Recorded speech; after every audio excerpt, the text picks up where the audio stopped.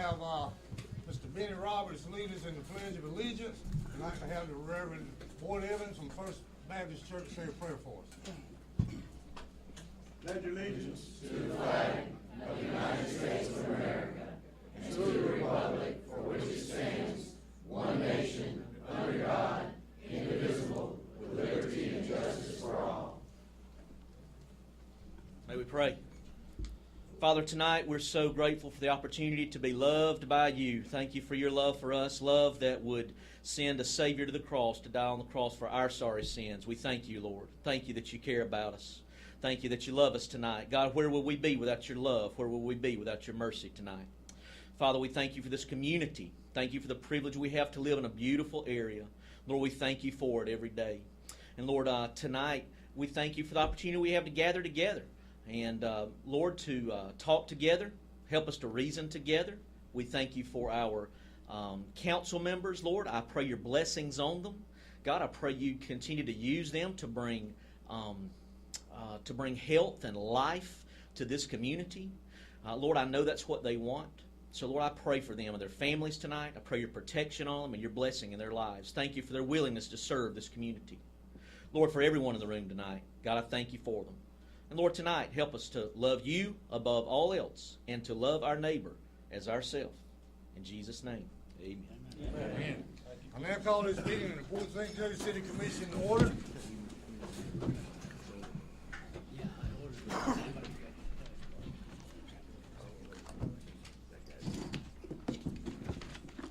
First thing we have tonight is a consent agenda for the minutes from the regular commission meeting on 2/6/18. I hope people had a chance to look that over, and I need a motion to approve. So moved. Have a motion from Commissioner Ashbrook. Second. Second, Commissioner Langston. All in favor say aye. Aye. Motion carries 5-0. All right. Port St. Joe redevelopment update. Bill, you here? No, I'll talk on that. Go ahead. We had a wonderful workshop today at Turn your 4. microphone on, please. Mine is on. Somebody turn it up. Can we turn it up, David? We can try. Plug your ears. Move it towards. Bend over and look at me. Hey, it'll work one way or the other, won't it? I'll swallow it if I have to. Okay, Bill is here, and we'll ask him to come forward and give a report on our workshop today. Good evening. Evening. I'll make this short. We had a PSGRA workshop today and talked about several improvements for downtown. And I think we're looking at putting together some packages and some cost estimates that will provide us a tool to completely rebuild Reed Avenue from sidewalk to sidewalk. And we're looking at probably a schedule of late August, early September. And that we've got that kind of set up. That project will take 2 to 3 weeks to build, and would be built just during the nighttime hours. So anyway, we're looking to rebuild Reed Avenue, maybe build a public restroom as well on Reed Avenue, and some other things. But with that, I'll take any questions. I have none. You've done a lot of homework on it. Thank you. Thank you. Sounds good, Bill. Thank you very much. All right, Mr. City Attorney. Yes, Mayor, I have one thing on the agenda tonight, and that's ordinance 547, which is our comprehensive plan amendment, dealing with evaluation and appraisal report. And at this time, I'm going to turn it over to Jim, who's going to have a presentation with our city plan. Yes, sir. Tonight is the actual ordinance 547 is for the tax amendments that you have required every 7 years. These recommendations came down from our former planner, Ms. Marina Pennington. Tonight we have Mr. Ray Greer, our new planner, here tonight. I'll introduce him to you, who will actually explain the text changes as presented to you. If you don't mind, sign in on the clipboard your name and all. I was looking for you, Ray, but I couldn't see you out there. So many people. And everyone, if you would, when you come up to speak, please speak into the microphone, because our cameraman that does our filming is not here tonight, and the only thing we have is over there on the desk where Miss Charlotte sits, and she'll need you to speak good into the microphone. Good evening. Good evening. I'm Ray Greer. I'm a land use planner with Stantec. and we're working now with the city on helping out with the planning. There you go. And this evaluation appraisal report, as Jim had mentioned, is a requirement that's done every 7 years. And what is required is for you to evaluate your comprehensive plan, go through it, look at it, see if there's been statutory changes, date changes, items like that that needs to be updated. Marina had prepared it, your previous planner. Jim gave it to us. We went through it. We looked at it. It's, it's done properly. It's correct. It's ready to go, ready to be transmitted. You have a year to do it. Of course, this month is the last month of that year. This is the 11th month, and it has to be at the state before March 1st. But everything is okay. What it would do is change the plan horizon to 2030 and update all the dates, all the statute changes. Everything's correct as of right now. And a little bit about the process, what he'll do, he'll go to the state will review it. They'll have 60 days. They'll give us back comments. And then at the end of that 60 days, we'll bring it back to you for adoption. So you'll see it again in 2 months. I'd be glad to answer any questions you may have. Any questions? Thank you. Appreciate it. Mayor, now I need you to call for a public hearing on this, and then after that, I'll need a vote on the first reading and the transmittal to the DEO. All right, I'd like to call for a public hearing on this comprehensive plan amendment. Does anyone in the audience wish to address this amendment? All right. So moved, Mr. Mayor. We have a motion from Commissioner Lowry, Second. second from Commissioner Ashbrook. All in favor say aye. Aye. Motion passes 5-0. Ordinance number 547, ordinance amending the comprehensive plan of the city of Port St. Joe specifically to adopt evaluation and appraisal review based amendments pursuant to section 163.391 Florida statutes.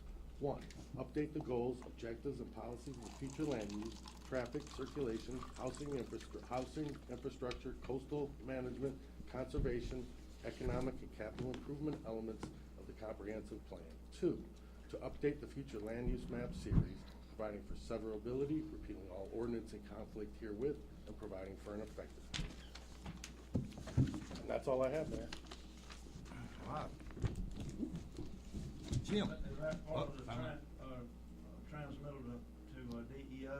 Was that part of it? Yeah, that was the Part of motion. that motion? Was to read it first and submit it. Right. All right, Jim? Okay. Yes, sir. The first item we have under old business tonight is the Palm Boulevard Bridge. Mr. Quinn Lowry wanted to come tonight to talk to you about it. Mr. Lowry's here. There he is.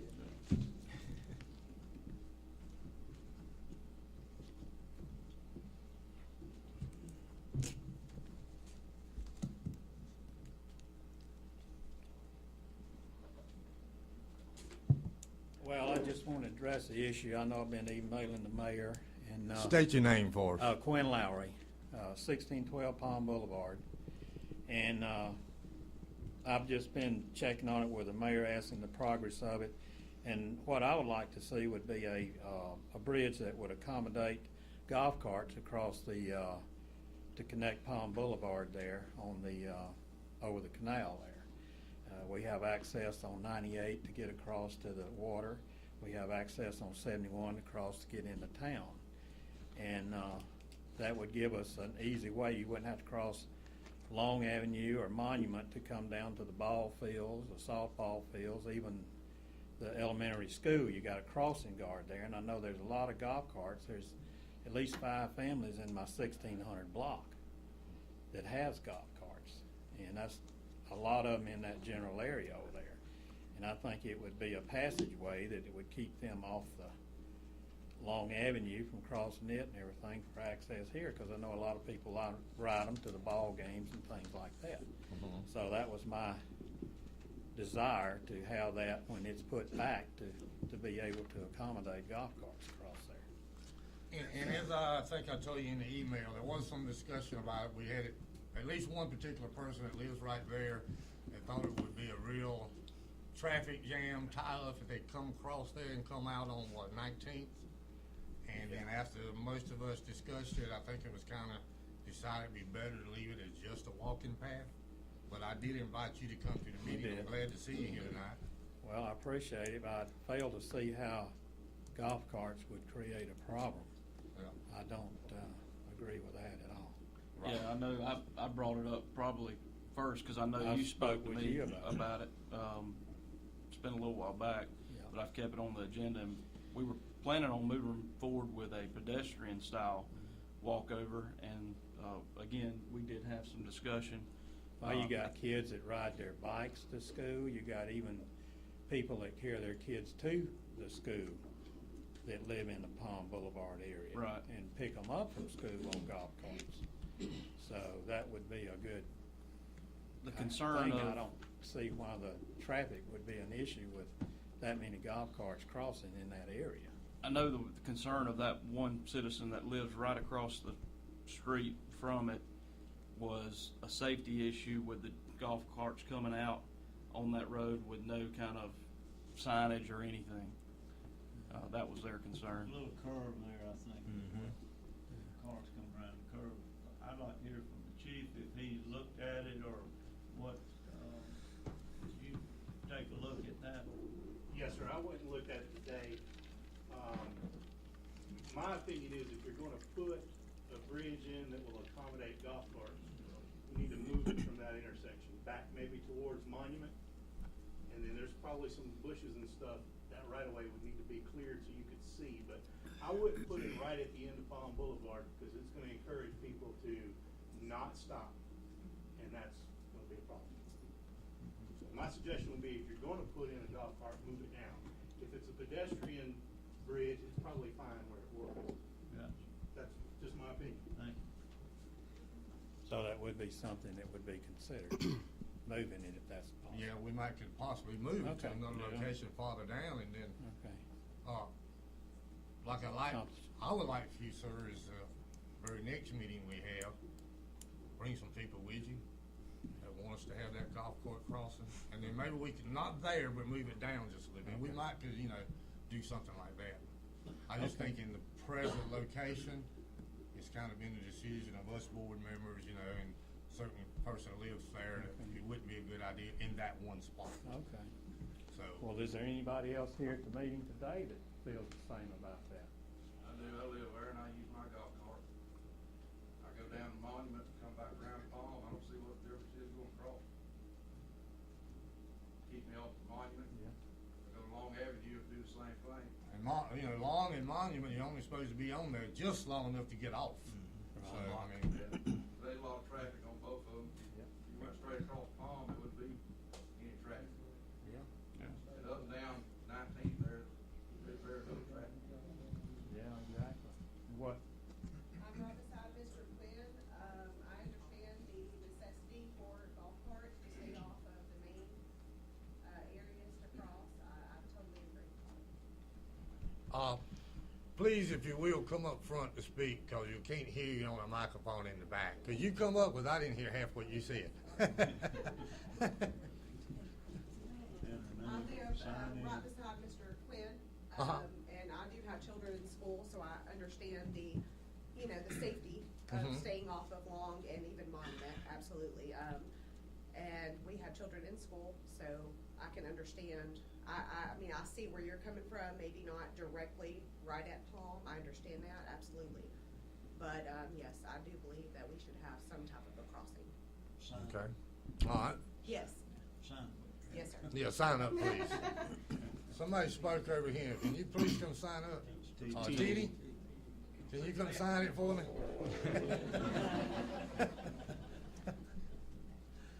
And we don't want to deter anybody from talking because you got a sign.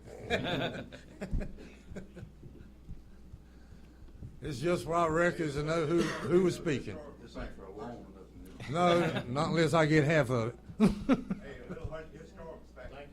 commissioners, for your time. Sure, sure. Mr. Quinn. Put there, paper mill give us a ordinary foundation to come out of the paper mill. Big old thing about that big. They gave it to us, didn't they? We put the first backpack. That piece is finally rusted out. Right, all right. Anyone else wish to speak about the golf carts? Come on up.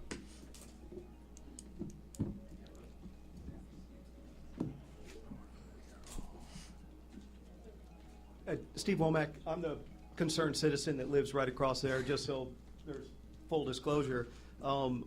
I do have a concern about safety. I mean, I live right there. There is a curve, as the chief has described. You can see both bridges from right anywhere in there where you're going to build the bridge. So there is a big safety issue, and I'm glad that those, issues are being discussed. The bigger issue of what I brought up originally was, is this the most effective use of our tax money?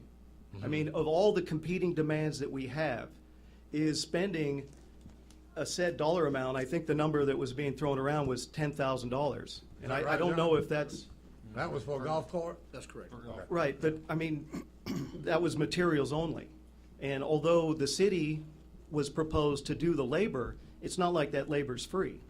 So in contracting, generally, my assumption is labor is normally equal or greater to materials. So now we're at $20,000. Even if that's not a check directly towards that project, you have city employees putting against that. So although it sounds like a great idea, let's put a bridge back here and let's let our community members that have golf carts to use that. No issue. Who's going to pay for it? And should everybody pay for a bridge between two bridges that you can see from that point when there's so many other competing demands? So it's great to see everybody here tonight. Normally there's very few people here, and normally most people don't see where their money's being spent.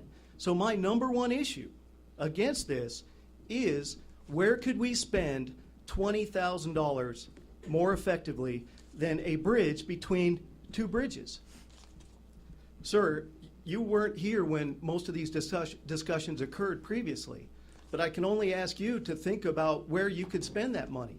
That doesn't include the structural drawings, because you're not going to let anybody or anything cross a bridge without getting engineering, right? So that costs money. Is that wetlands? So do you need permission to build on wetlands? That's a good question. Well, that's a great question, isn't it? And who provides? There's already been one there, so I would assume you In can. that spot. Well, yes, There's sir. Wetlands Yes, sir. came There- into play after that was built. Yes, sir. Again, points of conversation. Sure. And what it means is all of that money adds up. So now you're at $25,000. $25,000 to build a bridge for a golf cart between two other bridges. So I got it. A great bridge. Put some barriers in there so you can minimize it to pedestrian traffic. Lower your costs. But I still submit that this is a big, expensive project for a very narrow scope of people. Thank you for listening. Sure. Thank you. Anyone else wish to speak on this issue? Is there gonna be a bridge put back there anyway? There's gonna be a footbridge at least, we know that. Okay, well then, your money is not correct, because you're gonna spend money on a footbridge anyway. Right, So it's certainly not that much money involved, the difference. right. John, what did that number come in at? The footbridge? Yeah. It was around 5,000, So Commissioner. we're talking about Dublin? That's about right, yes, sir.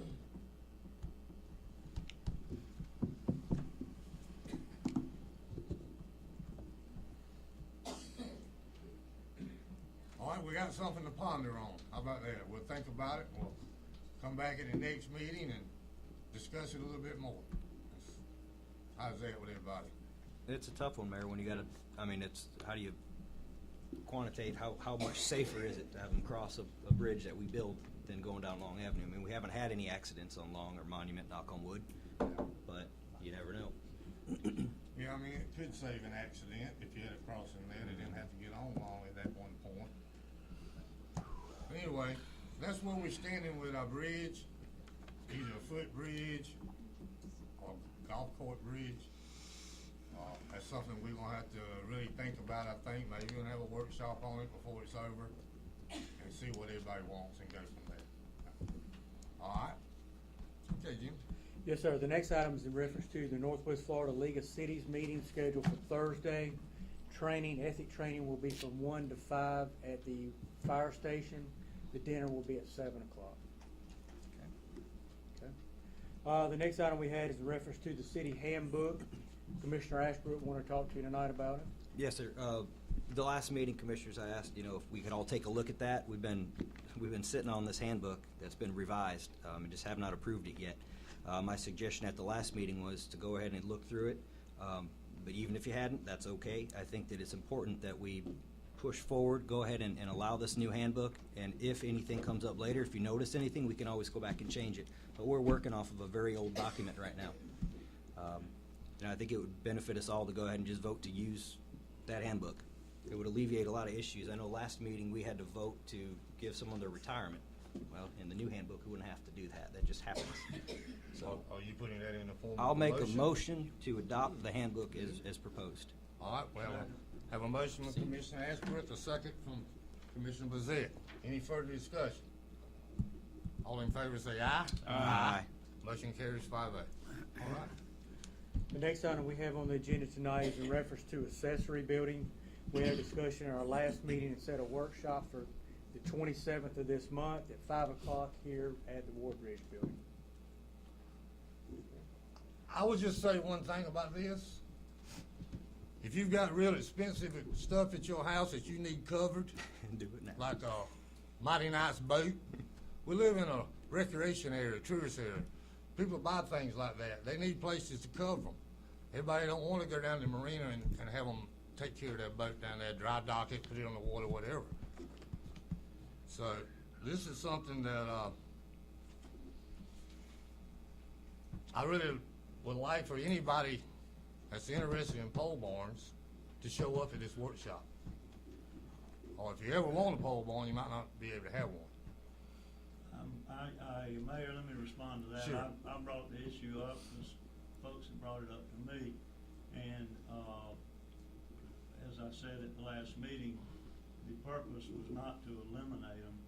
The purpose was to look at our ordinance and try to get a handle on them. We don't want, we need to have height restrictions, we need to have size restrictions. And we can work that out, but I don't think it should be unlimited to the detriment of a adjoining property owner. So if you agree with that, I would encourage you to come and give us your input in that regard. And guys, I think there's a compromise here. I mean, if we could keep them in the backyards and maybe the height doesn't exceed the height of the primary residence on the property, I don't think people will have an issue with it. I agree. Yeah, the problem I see, the changes that we need to put in there is, I mean, a lot of these things you're seeing them closed in and around the county and being lived in. So we need to visit all of that. So. And I do agree with that part. But if you got a boat that requires a building to be 16 foot tall, what you gonna do? Say, I'm sorry you bought that boat in the city of Port St. Joe, you can't cover it? We didn't say that, Mayor. No, just let me Yeah. finish, please. Please let me finish. I went around town looking after Mr. Bezet complained about the building, the pole barns. There's at least 30 in town already. Now, the biggest question I've been asked by several people is why are we now just complaining? Why? You know what they tell me? I'm just being honest, because it went up in Commissioner Bezet's neighborhood. Now he's got a problem with it. I had one guy, and he didn't remember me making his name. He went to school here, graduated here, he owns a house here. I think he said he graduated maybe in 1978. He was a valedictorian of his class. His name was Keith Neal. I don't know if anybody knows him, but he lives on Garrison. But he said he'd be daggum if the government going to interfere with what he can have on his property when he bought and paid for it with hard-earned money that he worked all his life for. And now the government's will come in and say you can't have a boat that size, so we won't let you cover it. Well, I don't agree with it either, and I think they ought to build them if they can. Yes, they shouldn't be able to live in them. No, you shouldn't be able to close them in and live with them. And you should make them look as nice as possible. And I think the one that's in question, I've talked to the guy, and he's planning on doing something with it, closing it in to make it look nicer, but he just hasn't had time, he said. He said, I just got it up, and now a few people are blowing up about it. So I'm telling you, if you want to be involved in this, please show up at the 27th for the workshop. Please do. I want a pole barn in my yard, but I'm afraid now I might not be able to get one. Is that it here? Huh? Yeah, it'll be right here. I mean, I've got several things I'd like to cover. They've been sitting in the sun, and I like to cover them up so they don't get in the sun. And one of them is a motorhome. So it's gonna have to be tall enough to accommodate my motorhome. So is the government gonna tell me you can't have stuff? You can't spend your money the way you want to? And I can tell you, things happen in this city. I was told I couldn't put concrete in my yard because I had too much already, but then I looked down the street and I see another man's got his whole yard just about covered. So I don't know. But I'm telling you, I ain't for doing away with pole barns. I wouldn't mind putting some restrictions on some things, but we gotta be reasonable when we do it. And that's all I gotta say about that. Anybody else have anything to say about it? I think you I'm said through. it. Hey, I got 13 across the street from me. You know where I live? Yeah. Yeah. 13 vehicles. On a good day, 50. All right, but we do have a workshop, as I say, on the 27th at 5 o'clock. And I put that thing at 5 o'clock so most people at work could be able to get here after work. All right. Yes, sir, Mayor. The next item we have is in reference to the road bond money in the Long Avenue project. A couple of things on that. Myself and Commissioner Lowry, we did have a meeting with county staff last week. Indications are that we have got to spend the money by 12/31/2018 this year. Also, indications are that we're not going to get funding for the House bill that was introduced. I believe it's already died in appropriations, from my understanding.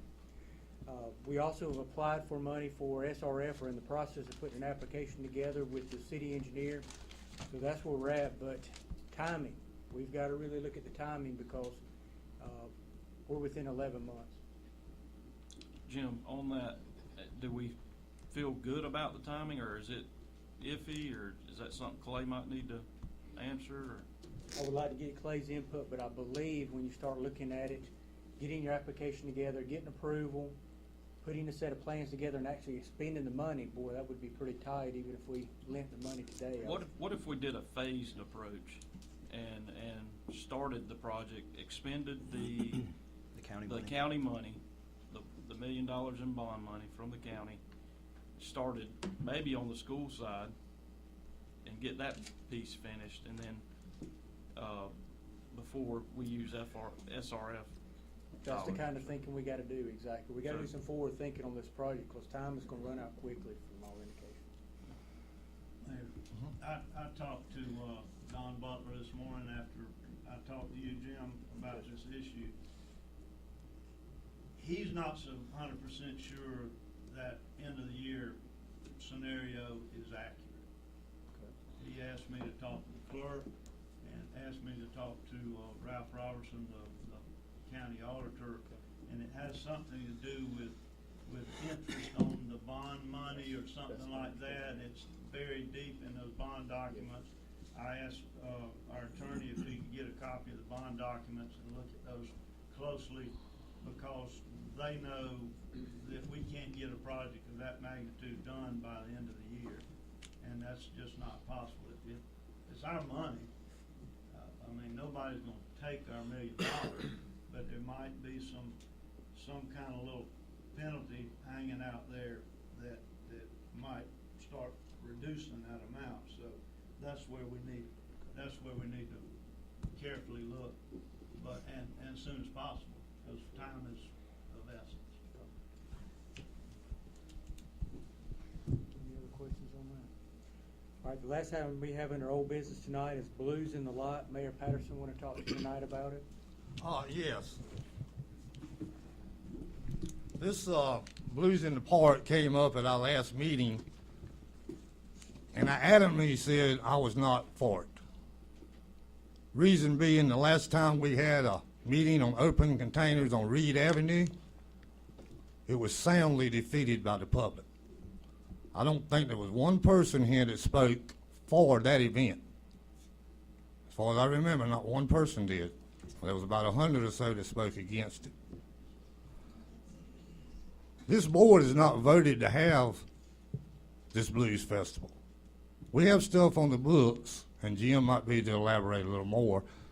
Well, they can have special events from time to time, but at one time it was that you couldn't have open containers anywhere on Reed. But about 10 years ago, about 2010, before I was ever on this board, They changed that. Now, when we were here before and so many people spoke out against walking up and down Reed Avenue, holding a beer or a glass of liquor, a bottle of wine, glass of wine, whatever it may be, I mean, there was people here that was definitely against it. And I'm sure there's people here tonight that's definitely against it, but evidently there's some here that are for it.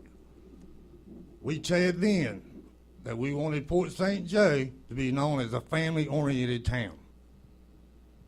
Why can't we have stuff like this in Core Park? Why does it have to be on Reed Avenue? That's my question. I don't have a problem about them having a blues festival and people doing a little drinking as long as they do it moderately. But you don't know what may happen when you got a blues festival going from 12 o'clock in the day to 7 o'clock at night. And you're closing off half of Reed Avenue for this to happen. Therefore, from 12 to 7, if you go to town with any of your kids to do things, well, you might have to worry about a drunk walking by you. And don't tell me there won't be some getting that way, because I know there will. It's a blues festival. It's about singing, but it's also about drinking. And like I say, I don't have a problem with somebody drinking, but I do have a problem with it on Reed Avenue. And as I say, this board hasn't voted to have that blues festival. What we voted on a week ago in our meeting was to have it put on your water bill to advertise it. Well, it was a 4-1 vote. I was voted no. And if it comes before a vote tonight, I'll vote no again. Because when a lot of you people I'm looking at all this at, I told you back then that it was a dead issue as far as open containers on Reed Avenue. And I stick by that. And it'll be the wish of this board to whatever we do. But I don't think we ought to do it, not on Reed Avenue. Somewhere else, I don't care. Not Reed Avenue. Because the people spoke that night we had a meeting. And they were convincingly saying no open containers on Reed Avenue. Now, we have some special things in place.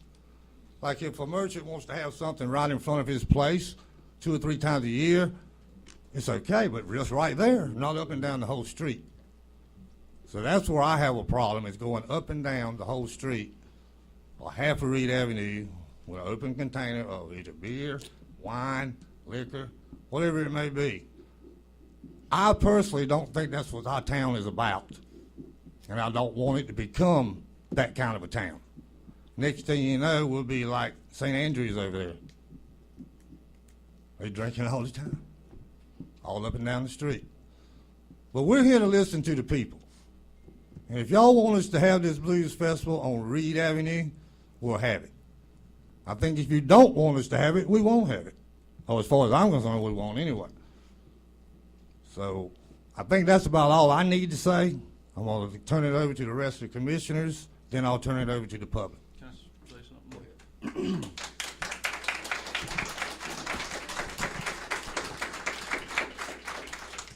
I think I mainly wanted to make sure that everyone knew that this was not about full-time drinking on Reed Avenue, on the sidewalks, and I wanted to make sure that was clear, because I definitely not for that.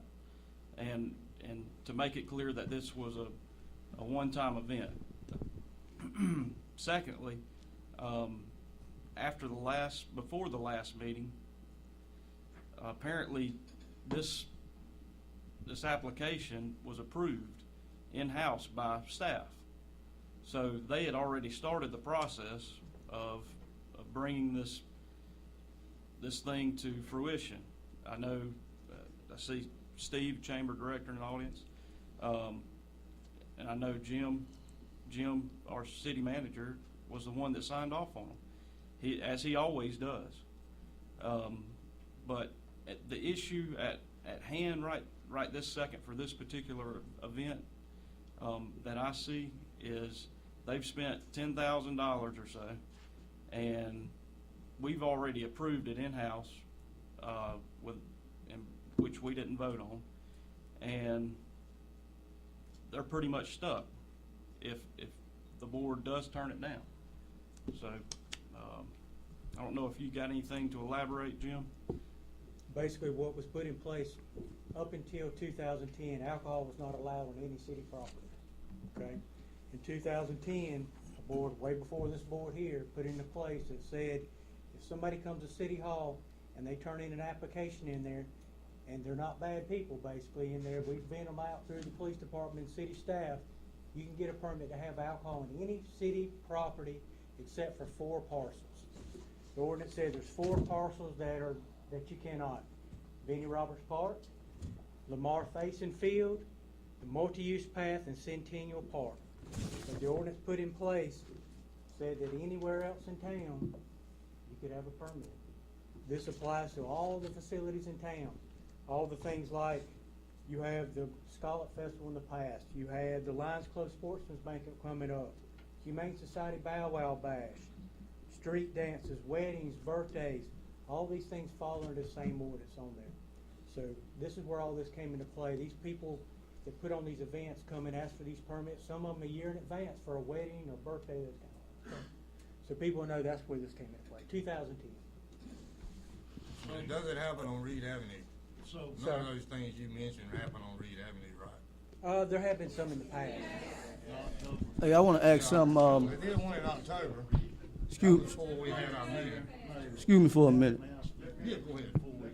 Can I say something? I want to say something. Before, and then you can come up. Let Mr. Gazette. yeah, I was just gonna, say that, of course, the ordinance from 2010, there's quite a few boxes that staff has to check. If they check off all the boxes, then they can issue a permit by ordinance. The board at that time, I believe their thoughts were, we don't need every wedding and every little event coming up to come before the full board. We have a staff, we pay them, we make policy, they follow policy. And that's what we're supposed to do. And so the ordinance was passed, he did what he's supposed to do, and that's it.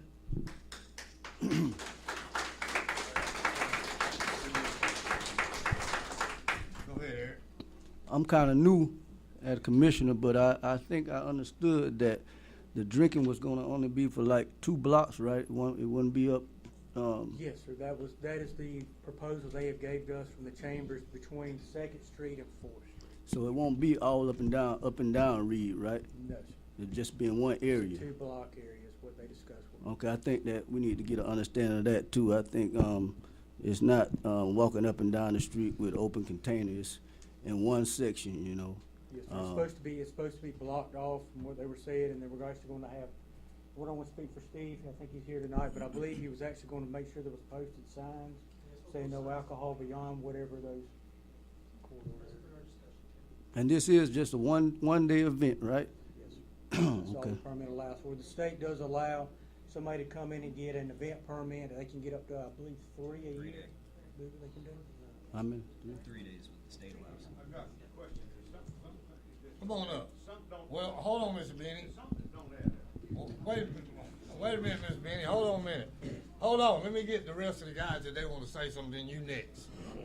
Anybody else? Are you through, Eric? yeah, I'm finished. Mayor, I'll be quick. I'll be brief. I want to reiterate, that what happened the last time we all were here talking about alcohol, it's really comparing apples to oranges. That was a fundamental change in our city policy to allow drinking on Reed Avenue 24/7.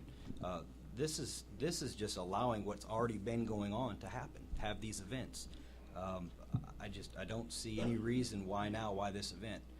Honestly, the only reason why is because the chamber thought that it might be a good idea to advertise on a water bill. If he hadn't come here at that meeting, this would have just went through and nobody would have known any different. Unfortunately, that's a fact. And so I feel like it's not broke. I mean, Chief, you even said no incidences at Porktoberfest. Nothing happened. We are a tourist community, whether we like it or not. They pay the bills, and this is one more thing for them to do, one more reason for them to come and eat at our restaurants, one more reason for them to stay at our hotels. To me, it's kind of really, I don't see the big issue. It's been going on for years. Why are we wanting to change it now? If we're going to make a change, we need to fundamentally change it back to what it used to be. And that's for another day. But I think for this event, they've invested a lot of time and money into it already. And it would be wrong of us to shut it down at this stage. And that's all I've got, Mayor.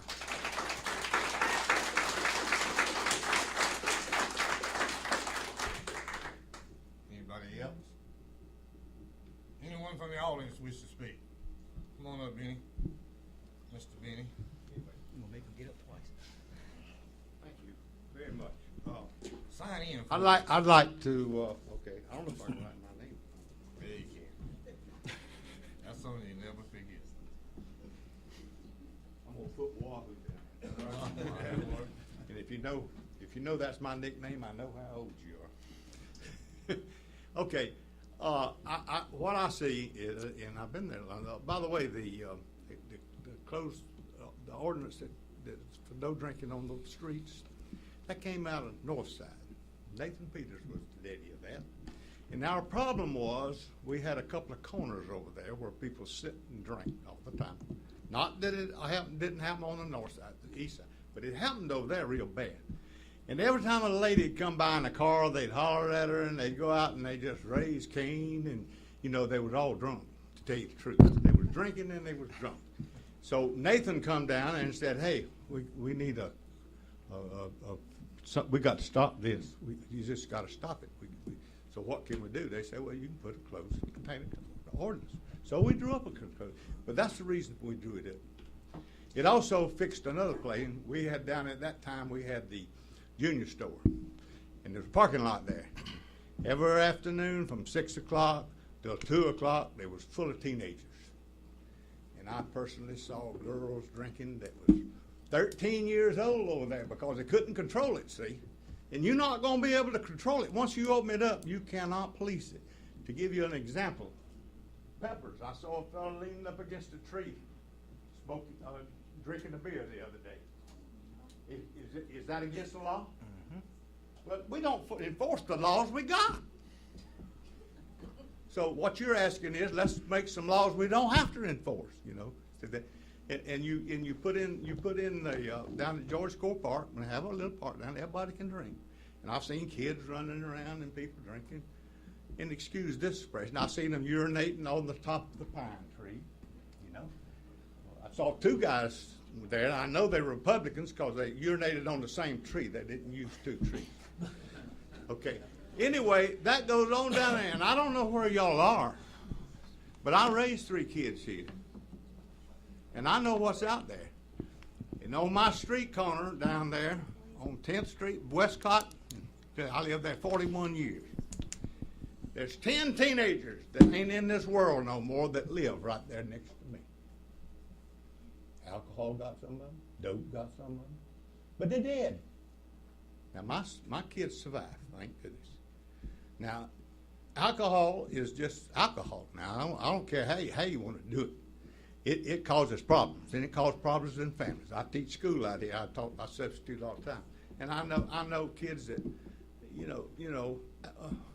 that nobody got them off to school in the morning. You know, somebody's drinking too much, and I'm not saying there ain't a place for it, but on the main street with kids running around ain't the place in my business. You know. I mean, you can drink in the church if you want to, but as long as it ain't on the street where kids can be exposed to. Now, that open container law was put in for a specific purpose. Now, what bothers me is you're going to let this go. That's what you call kicking the door open. You got your foot in. Now, you can't treat him like this, and I live on the other end of the street. You can't treat me different. You know, I got my lawful rights. And the guy said that all this money that we're spending, what about the money that us taxpayers spend to fix that street that you let me do? We don't count? We don't count? So anyway, I had my say. Thank you. Thank you, sir, Mr. Benny.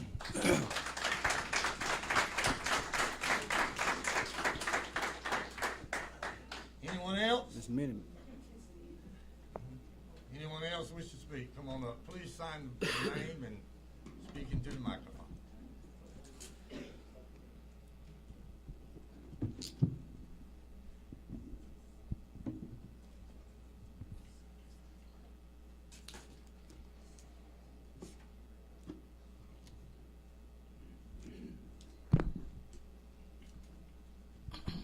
Mindy Pate. I'm the owner of the soon-to-open Brick Wall on Reed.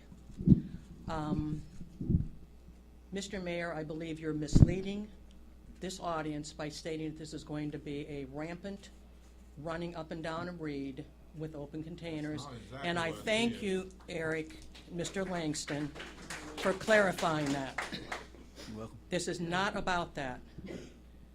Tourists visit places in search of interesting environments. They like shopping, culture, food, entertainment.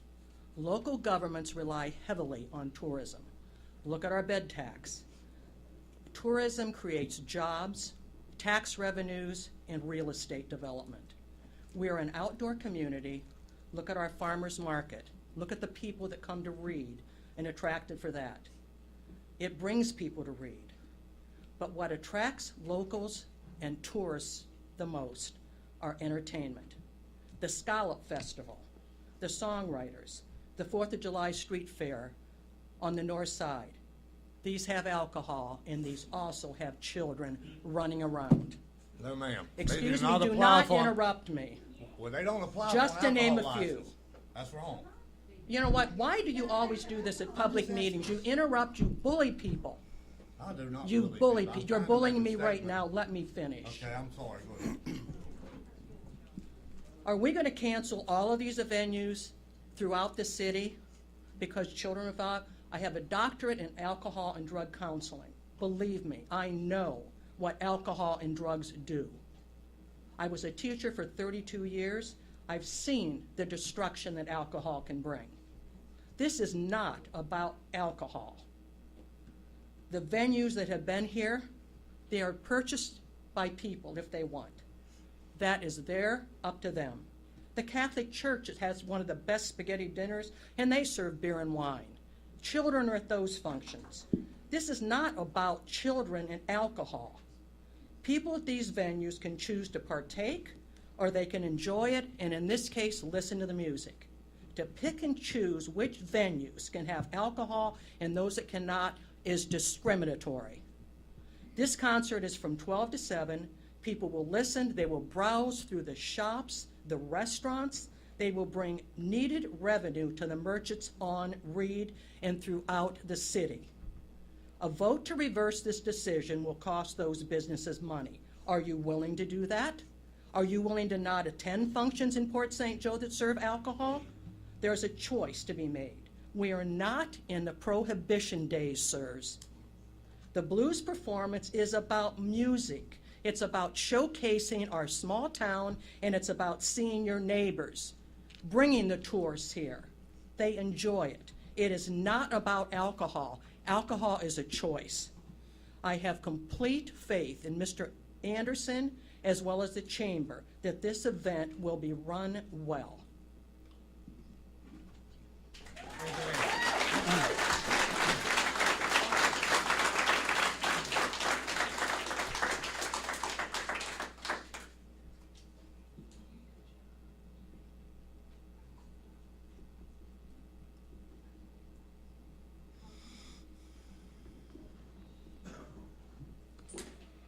Good evening. My name's Tom Buttram. I live at 211 7th Street. I have a practical question, just a business question. It seems to me that there's an ordinance in place that allows these permits, and that's been done. It's come through the process and it's been approved. If this board overturns that, does the city have any liability for what's already been done? I mean, is this going to cost the taxpayers money to deny this? Practical question. Thank you, sir. I would just like to clarify something, if I may. It's the citizens' turn to speak. Make your notes and you get the last word. Who said that? I did. My name's Steve Womack. and All right, you've you're cut out, me off. you're out of order. Yes, sir, I'll leave. But you've cut me off before. She's absolutely right. When you don't hear what you don't like, you try and overturn, and I'll talk. Have a good day.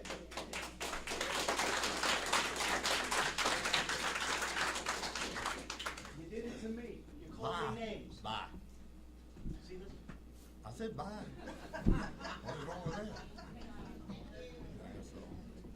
Yes, sir. Bradley Siner, manager of ATL Vaping. As a sponsor of this event, I'm having a hard time understanding how the city can approve this permit and then potentially revoke it. Everybody, please hold down, we can hear. Weeks before this event. Sponsors have paid money, our business has spent money buying supplies, stock, and the chamber's also spent money doing the same. The plans have long been made for this event, and it will bring revenue to the city and the businesses. The precedent's already been set with Porktoberfest, several of the other events that have already happened in the past, the Scallop Festival. It's already been allowed. But to deprive the city of the music, the blues, everything else, just not right. It's going to bring a lot of beds, a lot of heads into those beds in the hotels. It's going to bring seats in the restaurants. People are going to browse the shops, browse the art, hear the music, and come and have a good time. If this event's canceled, we would like to know, are we allowed to submit an invoice to the city for all the money we've spent? Are the musicians allowed to contact the city about their canceled gig? Hard to say. But so far, thousands of dollars have been spent, at least $10,000. Is the city going to reimburse us for all these expenses? That's our biggest question. If y'all cancel it, which would take a vote of the commission to overturn this permit that's already been granted, what happens to all the money? It's already been exchanged hands. Thank y'all for your time. Thank you.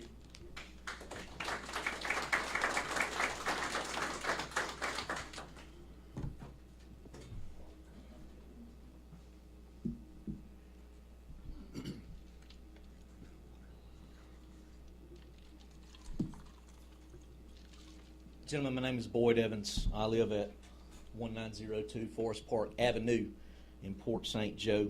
I pastor First Baptist Church here in town. Thank you for what you do for our city. I thank you for your service. We pray for you. I'm thankful for you. I want to just speak a moment about my Christian faith. I do not purchase or consume alcohol at all. I do eat at the restaurants in our town that sell it. I love the people that sell it. I love the businesses, owners. As Christians, we need to love one another. I love those who are trying to make a living. I wouldn't fault anybody for trying to make a living. Some of the good Baptists in this town drink. They think I don't know it, but I do. I got spies. I don't like it and I don't agree with it, but I love them. I care about them. I do not speak for my entire church when I say this, but I personally do not believe taking a drink of alcohol is a sin per se. I do believe that drinking to the point of compromise is clearly excessive, and I would say the Bible calls it sinful. It's sinful because of what it leads to. It leads to death and destruction. As the lady spoke earlier, that she knows what she's talking about, and I trust her that she does know what she's talking about. And some of us in this room, how many of us in this room have families, our own family, who are paying an enormous price for the abuse of alcohol in their lives? I believe God calls something a sin because of what it leads to. He could call it a sin for whatever he wants to, but he calls something a sin because it hurts people. I do question why any of us even need a drop of liquor at all. I was recently stymied by one of my own Baptist church members who said, I don't need it, I want it. Why does she want it? To take the edge off, to relax, to feel better? Perhaps. I've never had any, so I don't know. The issue, though, is not alcohol or our agreement on the use of it, but it seems like the issue is on the open container policies. And my concerns would be, first of all, as a community member, I do care about the health and growth of our area. As far as I can tell, our popularity is related to the very fact that we are not like the wild and out atmosphere of Panama City. Now, I'm new to the area, so maybe I'm wrong with that, but I don't think that I am.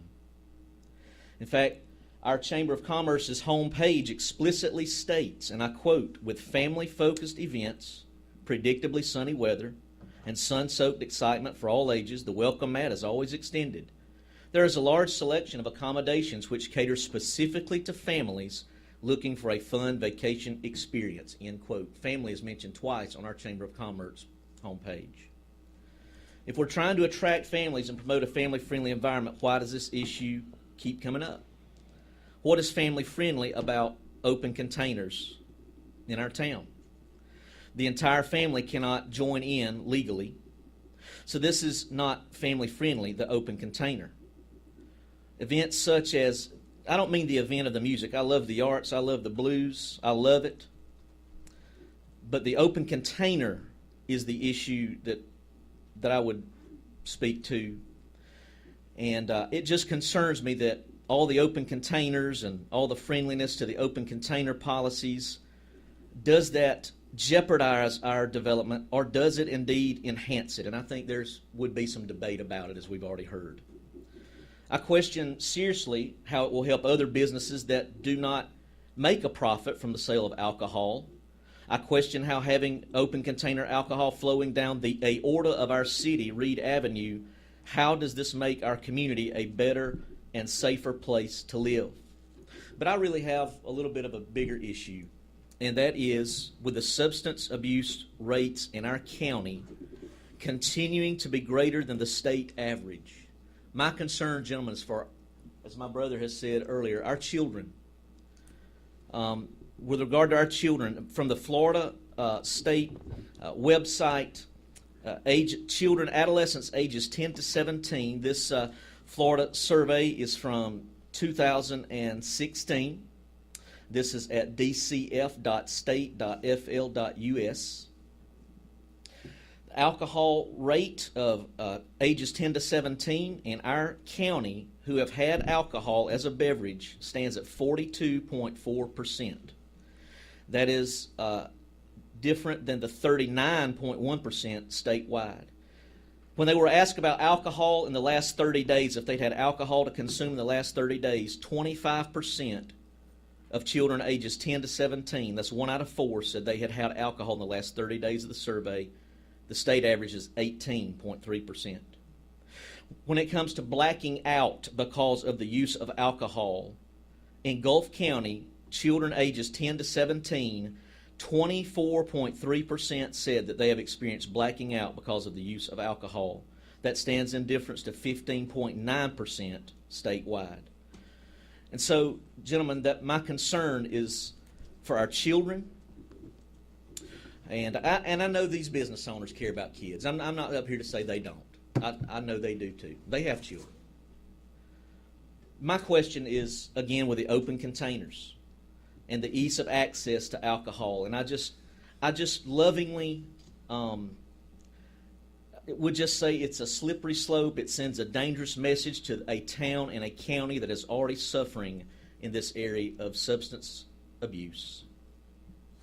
And so thank you for hearing me out. I do say as a member of First Baptist Church that we are a chamber member, and it concerns me, with all due respect to everybody in the Chamber of Commerce, it concerns me when we get involved in these very debatable issues as this. We don't all have agreement on. But I also hear the plea and the cry of those who have invested in this event. I would just question, why do we have to have open containers to have the event? Can we still have the event? Browsing and listening and music, can all that happen without the open container?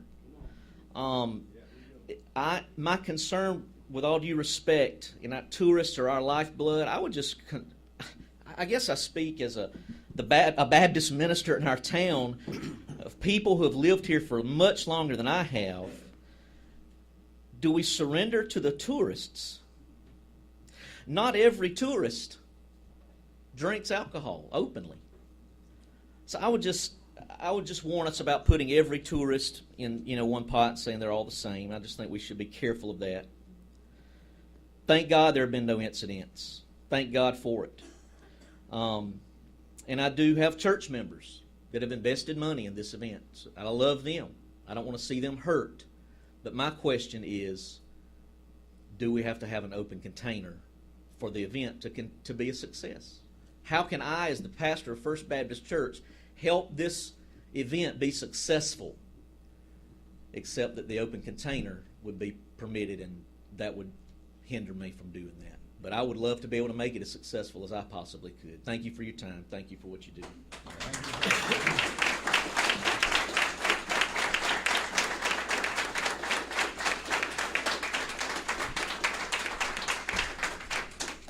Anyone else wish to speak? Come on up, sir. All right, we'll get you second. We'll get Steve now. I'll get you next. Maybe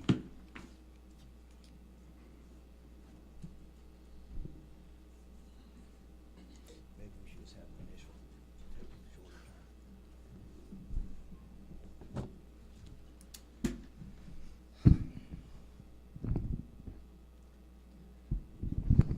shorter Steve Burke, Chamber of Commerce Director. All right, so there was a couple questions about this. Mostly, we're here today to talk about what the Blues in the Lot is, what it takes, and why it's where it's going to be, and then address any concerns we might have on this as well. Bo asked, why does it have to be downtown? Why can't it be in the park? Let's start with why I took the job. 21 years in the Air Force, retired as Lieutenant Colonel very recently, less than a year in the job. So I'm trying to figure out how to be a part of this community. I've lived here since 2006, but now I'm wanting to dive into the community and be part of it. Take this job, and I'm part of it. Here we are. One of the things that, as I go through this process, trying to learn how the chamber affects things and what it does, one of my mantras is, how does this help my businesses? If I were to take this festival and I move it to the park, how does that help my businesses? I mean, Atlanta Vaping is going to, well, they're going to pull their money, period. It's a lot of investment's been put into this, as we know, a lot of investment. This is just a mock-up. Right now we're getting ready to print. T-shirts are being printed as we speak. 6 bands hired, stage, sound, other venue pieces, porta potties. I mean, this is not a small event. I'm going to go ahead and pass this around.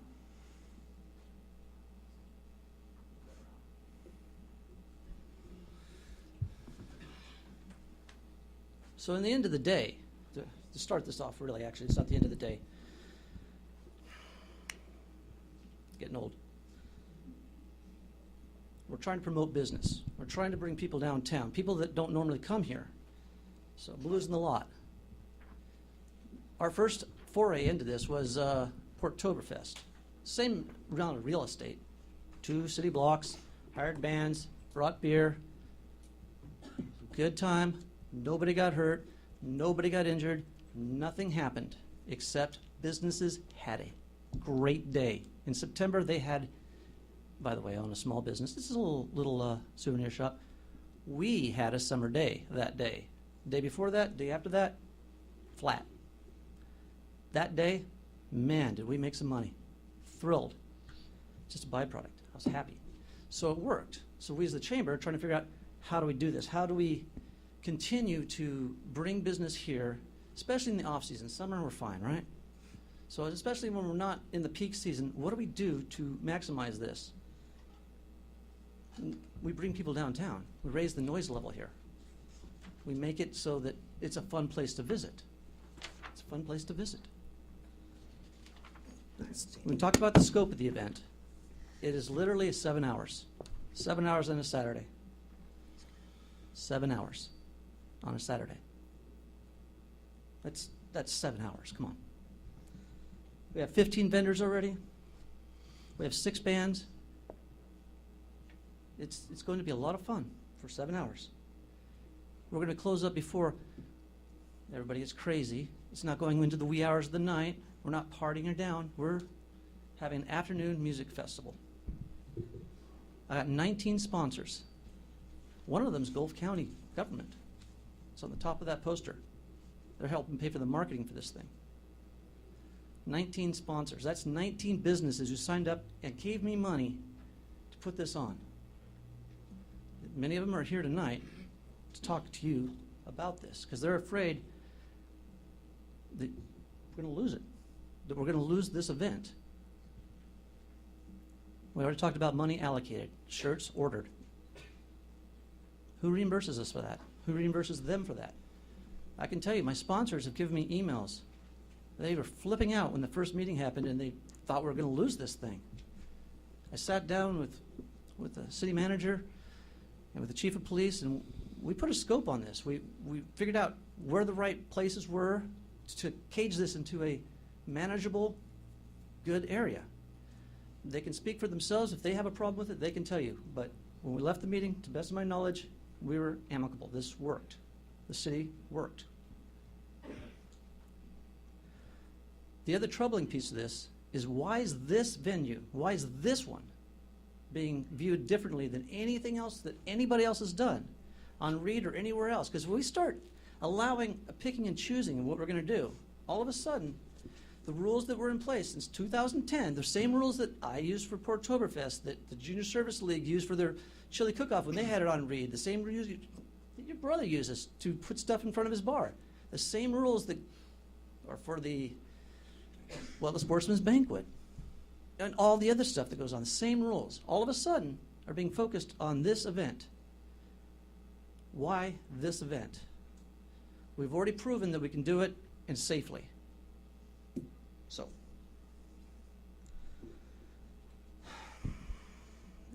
it's a slippery slope.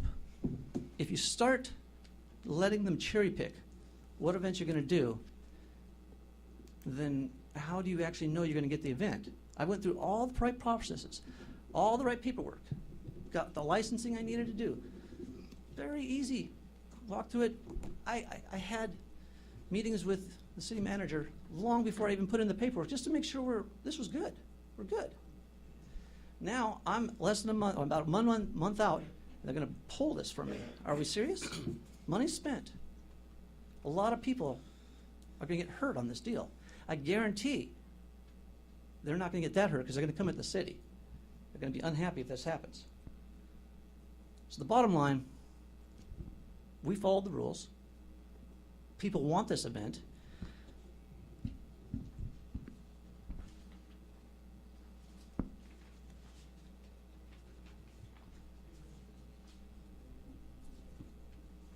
We have a Facebook page dedicated to Nothing But Blues in the Lot. It has 1,200 people. 1,200 people. And all it does is advertise Blues in the Lot. People want this. For those of you who don't know, Blues in the Lot is actually an old event. Come from Apalachicola. We're moving it. Since we grabbed it, we grabbed over 200 new people. I have over 100 petitions, signatures, just from today, because I found out about this meeting yesterday. So today we went down, canvassed Reed. We got just 3 signatures shy of 100 people saying, yes, this is good. These are business owners. These are patrons. These are good people of your town. 7 hours on a Saturday. That's what we're looking at. There's 8,760 hours in a year, and I want 7. We can afford that. Again, what's the goal of the chamber? Promote business and make it a profitable environment. I'm trying to bring people to our businesses. What else can I do? What else do you need? And by the way, I am always available. Give me a call. I will talk to you one-on-one if you don't want to reach out here, but I'm definitely willing to take questions on this. Steve, I have just one for you. Yes, Mayor. Why did Apalachicola quit having it? The sponsor for that, or the person who did it, was Gary Garlick. He is the proprietor of the Spongeworks, I think it's called. He got tired. He just put it on because he liked it and did it, and so it came to our attention that he wanted to get rid of it. Not get rid of it, but he just wasn't going to do it anymore. But he wanted it to go on. So we met with him, and we agreed that this would be a good spring event. And so we decided to press it.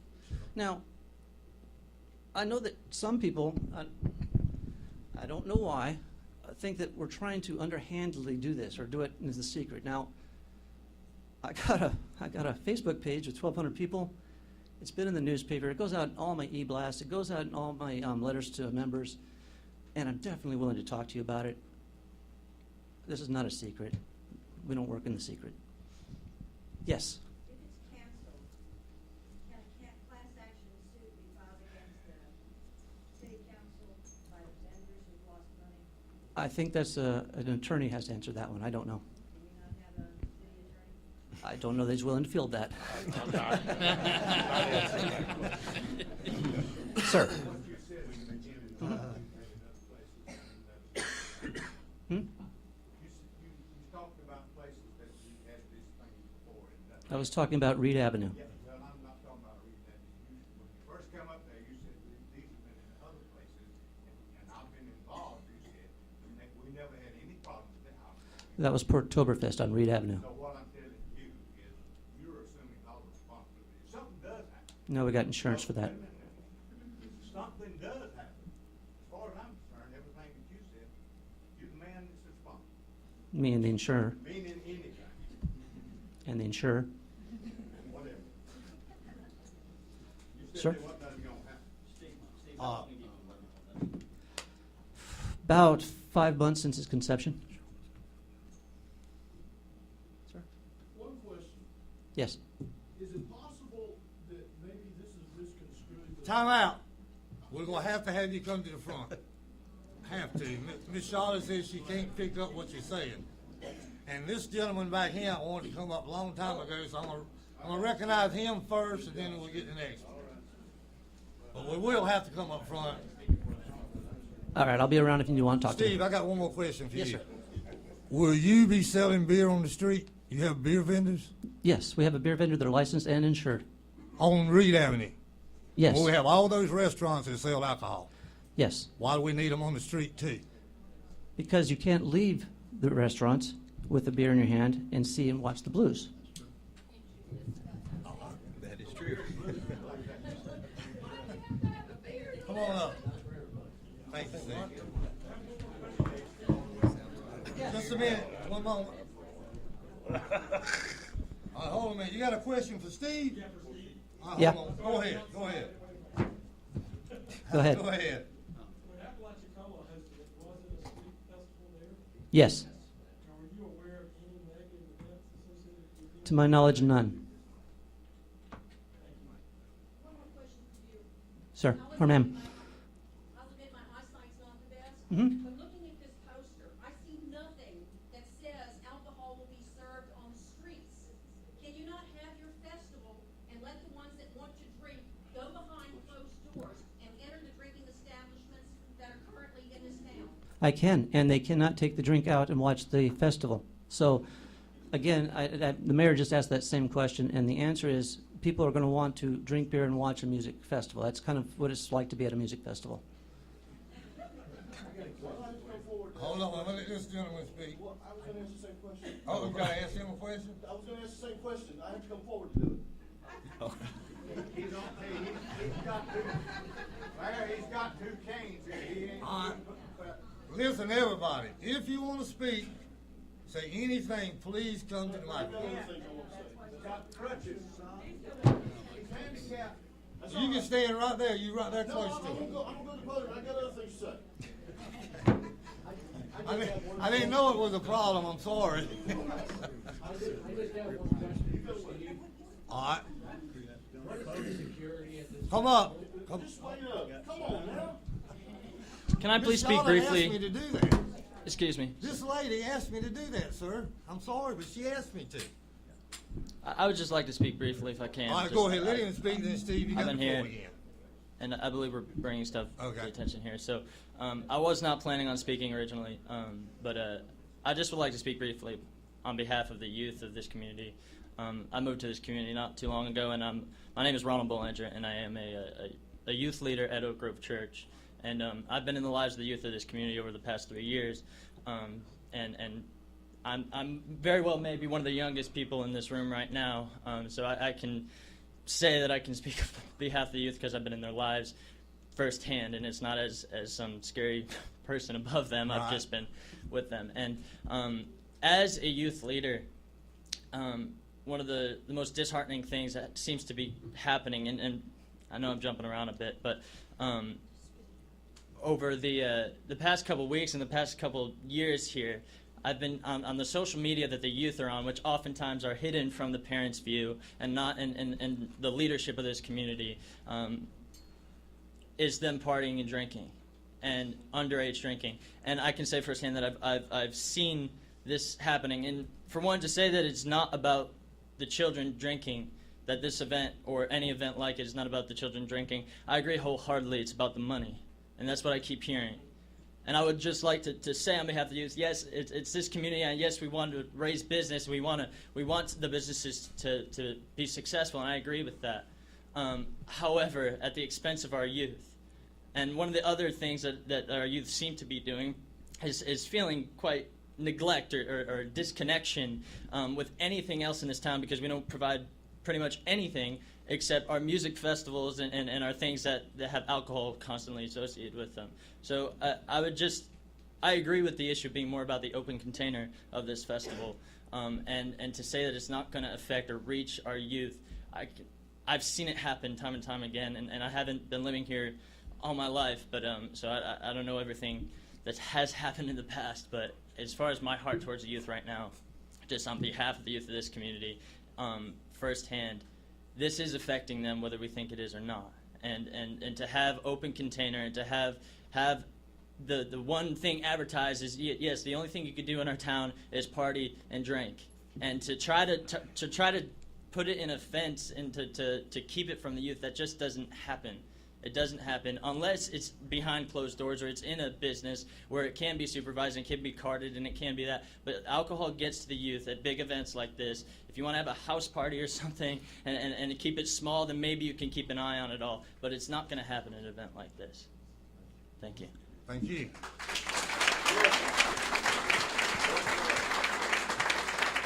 Well, I'm gonna let this gentleman. I believe he had a question. That was the. Okay. We'll have a couple questions for you that I can answer. All right. Don't worry. Take your time, sir.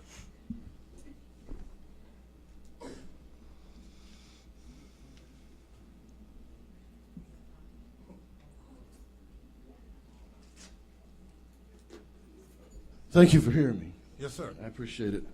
I was at the last meeting, and I'll get a couple of comments first, and then I'll ask my questions. I was at the last meeting, and first of all, I'd like to say this event, I don't think there's anybody in this building that's opposed to having a blues festival. I love blues, and most everybody does love music. It's not about that. Right. It's not about the businesses.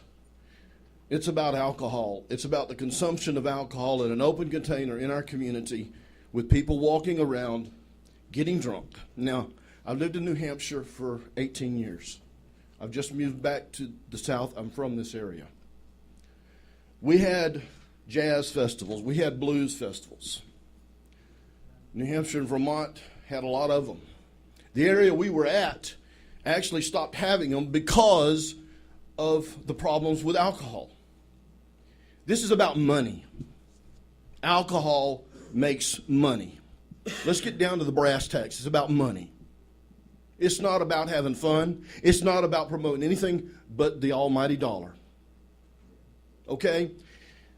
They finally got to the point where what they did at these events was they had beer tents. They fenced them off, and each beer tent was responsible for hiring an off-duty or an on-duty police officer that was to police that event because they had so much problems with the drunks.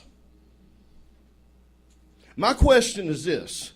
Are we going to overtax our police department? Because it's my understanding, I asked the chief, are we going to bring extra police officers in? What is the expected crowd? That was my question for this event. We're hoping for about 1,000 people throughout the day.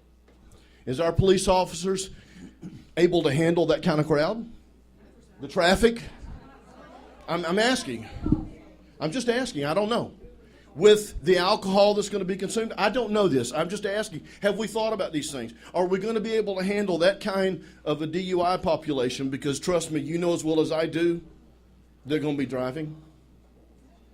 I'm just trying to be upfront and say, my feelings are, this is not about the festival. This is about the open containers. This is about the simple fact that we're overlooking. Nobody is against the Blues Festival. The Blues Festival is not the issue. I'd love to see it come to this area. The issue is about the alcohol. If they want the alcohol, we got businesses downtown that sell it, and if it's about the businesses, let them go into the businesses. If it's about our chamber and about our businesses downtown, let them go. Why do we need to bring extra vendors in to promote our businesses? Our businesses. We're bringing in people from the outside to sell? To me, that doesn't make sense. But we're teaching our young people, let's have music, let's drink alcohol, let's have fun. What message are we sending to our community, our young people? Do yourself a favor, gentlemen, do yourself a favor and go to the Surgeon General's website and just download a pamphlet on youth alcoholism in America. It's rampant. And it's because of our example. It's because of our example. Enough said. Thank you, sir.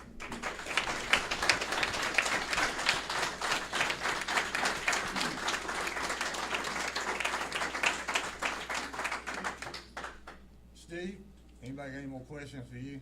Anybody have any questions for Steve? I guess not.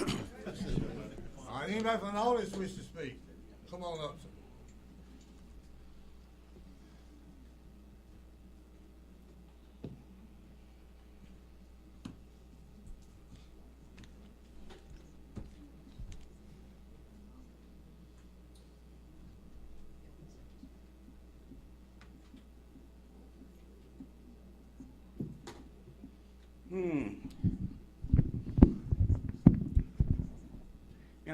May I see all the hands of the people who attend the Baptist church?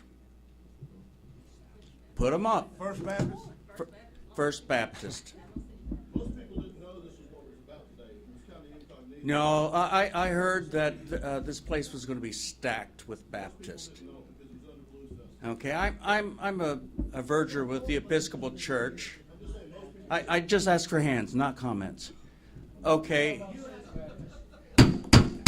Let the man speak, please. I'm a verger in the Episcopal Church. I understand drinking.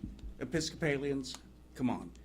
But the fact is, this is not a religious issue. Open canisters, I understand.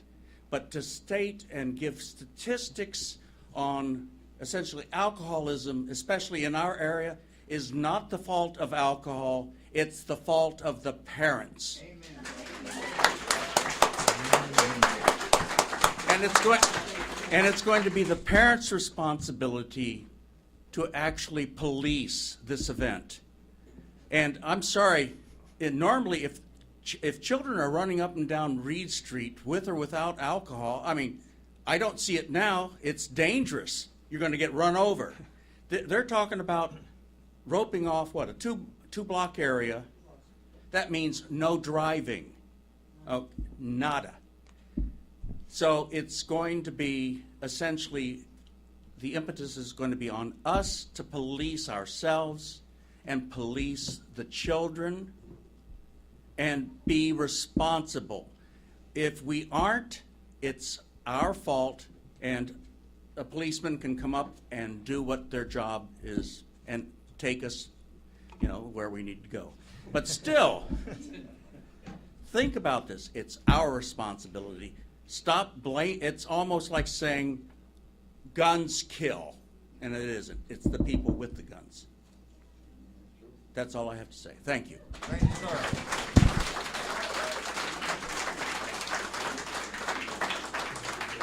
Come on up.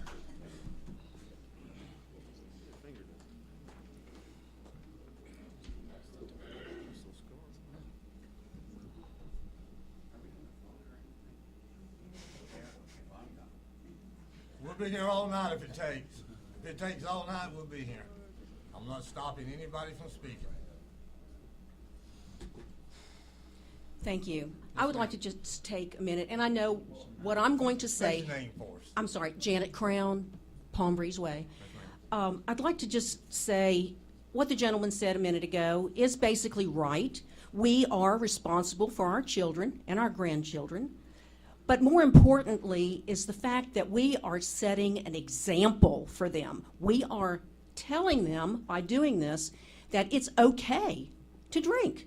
Drinking means fun, and that's not the message that I think we should send to our children. Now, I will go a step further, and I may get shot, but I'm going to suggest that this be taken to another meeting at another time, and let's debate this thing. Debate this thing farther, and if laws need to be changed, let's change them. But for this one right here tonight, I don't want to cancel the Blues Festival, but the open container, I see nothing on this poster that says that open container will be part of that festival. So why is it necessary to have the open container? Why can't they have their Blues Festival as it's advertised, but without the alcohol on the streets? As I said back there, and I don't know if it was heard, but I've heard other people say it, we do have establishments in town that sell alcohol. Allow them to make that revenue on that day. That's all I have to say. Thank you very much.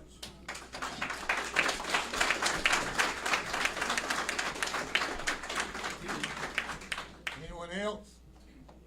Come on up.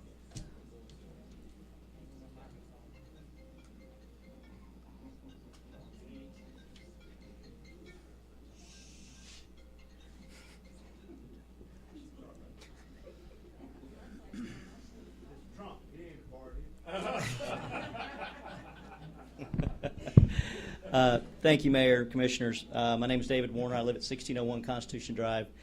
I think it's very healthy for us to have a debate regarding alcohol in the city. It happens about every 10 years. We've been through a lot of these discussions, and we have a lot of people that differ, have a difference of opinion about its importance to our livelihood, to the vibrancy of our economy, to the attractiveness to people that come to visit and buy houses here and employ our contractors and lawyers and doctors and everything else, keep our hospital full. I don't discount the importance of our local citizens. Our local citizens are my neighbors. They're my friends. I'm not a native of here, but I've lived here for over 20 years. My wife is a native, and I consider them family. However, my employees are my family also. They are very important to the lifeblood of this community, to my existence and what we do here in the economy. I don't want to get up here and preach about alcohol. I don't want to get up here and preach about the economy. I don't want to preach about alcohol. I mean, about what makes a festival great. I can tell you, I've been involved in a ton of festivals. I put them on. I support them. We don't advertise on the brochures that we have 2-for-1 tequila shooters at the event on the poster. People come to music festivals. They expect to be watered, fed, entertained, and treated well and protected. They don't come here to get in trouble. They don't come here to get injured. They come here to be entertained and to spend money and to get to know each other and to get to know this community. My point tonight is the most important point I think really hadn't been made. It's about the credibility of this city and about the city commission. We create statutes. They're laws. Ordinances are laws. We create ordinances after lots of debate about how to deal with stuff, and you turn them over to your managers to do their job. There's a checklist. The checklist is vetted with what kind of security you're going to have, what kind of perimeters you're going to have, how long is it going to last, what kind of insurance you're going to have, who's going to be your vendor. I mean, there's a whole bunch that goes into these things. There's licenses, there's insurance, there's money's got to be raised. You pass these laws and you give the power to your manager to deal with this. And that's what's in place. When you shake somebody's hand and say, our laws are in place, you're following the rules, you've done everything you need to, go have your event. God bless you.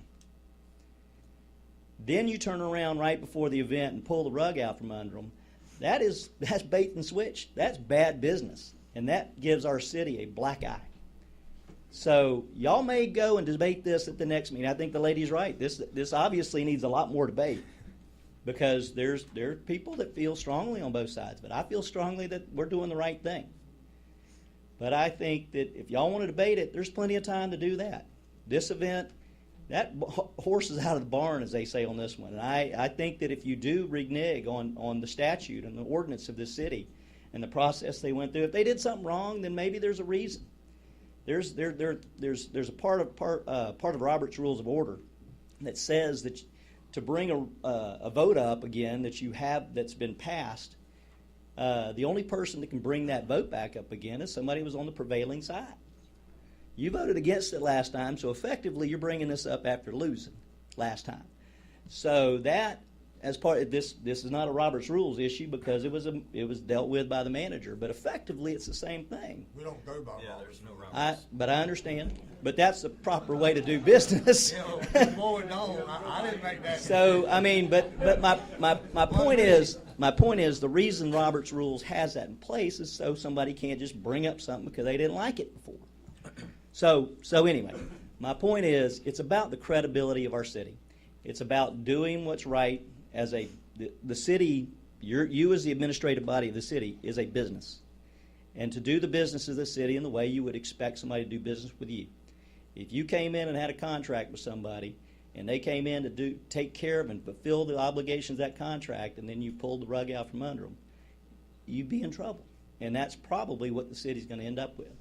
I know that if they decide to water this, no pun intended, water this festival down to be just a music in the streets without any opportunity to go out and have a beer, I'm going to have a problem with the sponsorship that I've given to it. I didn't even know I was a sponsor until I saw the poster. But I am. I think that it's going to fail. I think the chamber thinks it's going to fail. And we've seen failed events. We've seen failed festivals. And it's not good for the city. It's not good for our reputation here. So thank you very much. Y'all have any questions? One thing, David. One thing. You said I brought it up because I'm a loser. Sir? We never voted to have this festival. We voted to have it put on the Put on the water bill. And Right. I did vote against that. No, But as far as the festival, we never voted on it. Okay. So I'm not a loser. No, I do. I was not under the illusion that there was a vote to put on the festival, except there was a vote 10 years ago to create this ordinance. And one of the 8 main years ago. reasons I brought it back up, because I didn't want it sliding under the table and nobody knowing. Right. Because I didn't want everybody to think Mayor Patterson was okay with it. Right. I All wanted right. them to know where I stand. And that's why I put it on the thing tonight. Well, Not because I'm a loser, because I think I'm a winner. Is that In my own mind, is anyway. that a question for me? Well, I do appreciate that. I think you and I think people will enjoy and be appreciative of the fact that they got a chance to come out and hear the debate on this. However, it cost a lot of people a lot of time that you could have just shared on the street that you didn't like it. And you know what? Next time I'm gonna vote against it too. But you cost a lot of people a lot of time tonight to come out here. We've been talking for 2 hours probably. I don't know. It's a long debate on one issue. Y'all passed a comprehensive plan modification in 30 seconds. That's a big deal. Every 7 years y'all do that. Did it in 30 seconds. Nobody wanted to talk. Nope. Well, still, the city needs to focus on the things that are important, and please, citizens, come out on these things that are important and pay attention, because there are things that are much more important to what's going on in the city than this 7-hour festival on some Saturday, and I'm not even going to be in town for it. But y'all, hopefully y'all will see the light and do the business like the city's supposed to be done. Thank you. Thank you, Dave.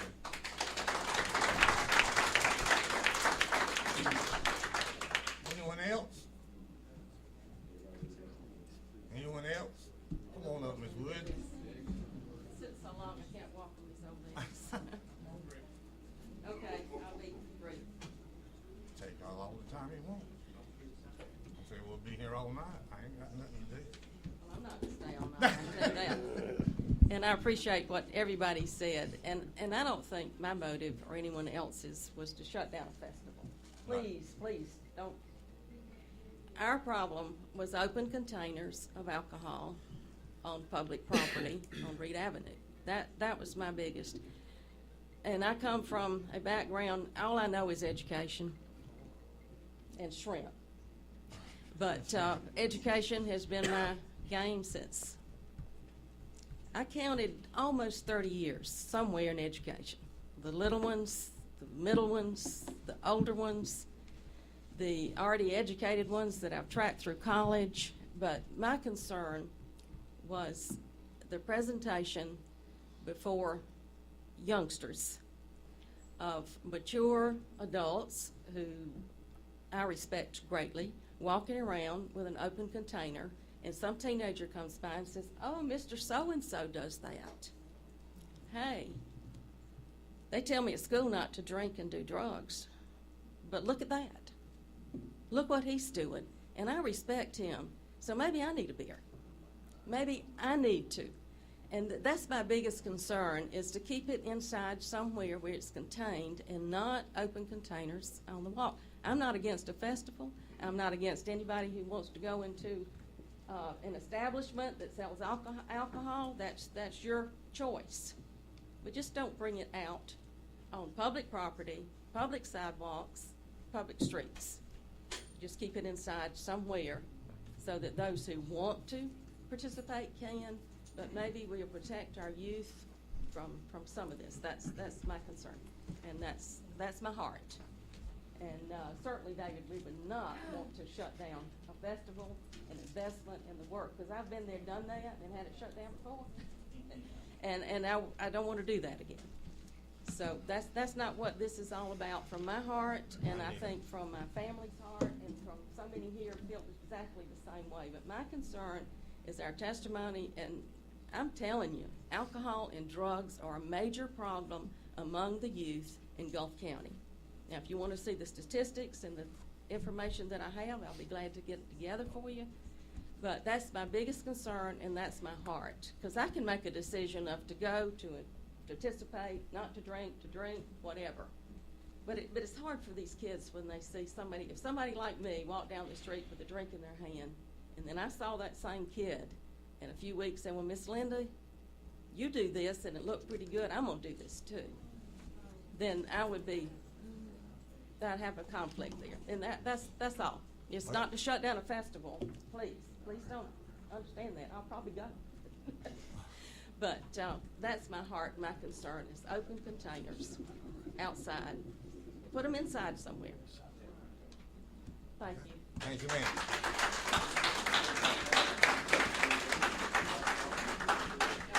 Anyone else? I got one short thing to say. Okay. Jim Sickles, Bridgeport, Maine. Short time ago, you guys remember quite well, there was a very painful vote here. And that painful vote came from following the city ordinances and the charter for this city. A commissioner was dismissed, and we had to follow the city requirements. Okay? I think we should do the same thing here. You got a city manager that's responsible to follow those ordinances. We follow those ordinances. We allow this festival to go on as is. We follow what we put in place. And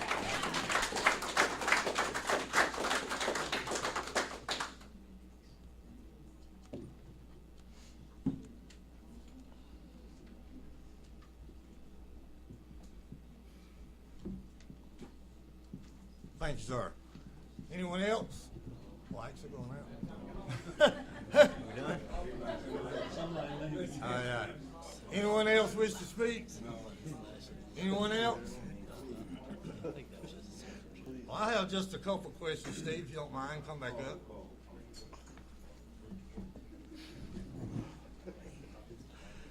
My only question, Steve, and I don't want to shut down the Blues Festival. That's not my intention. Just I'm concerned that Miss Wood is open containers on the street. Who is going to maintain your beer booths? How many will you have?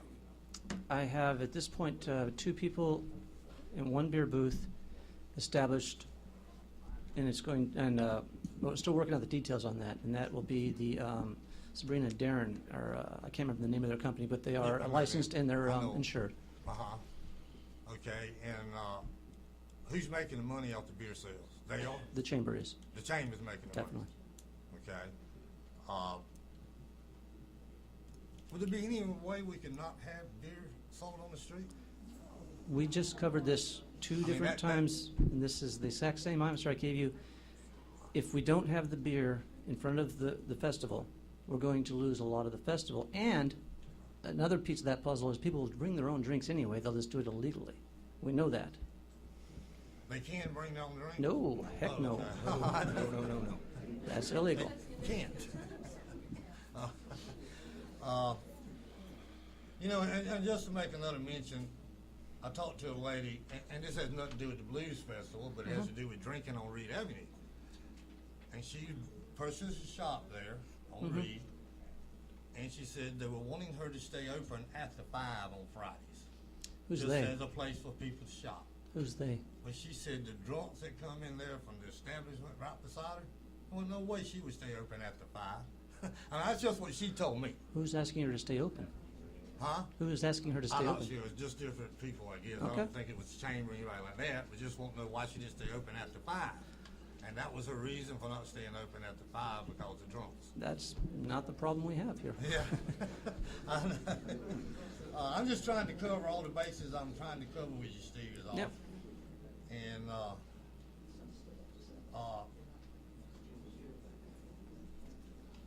I mean, that's all I got.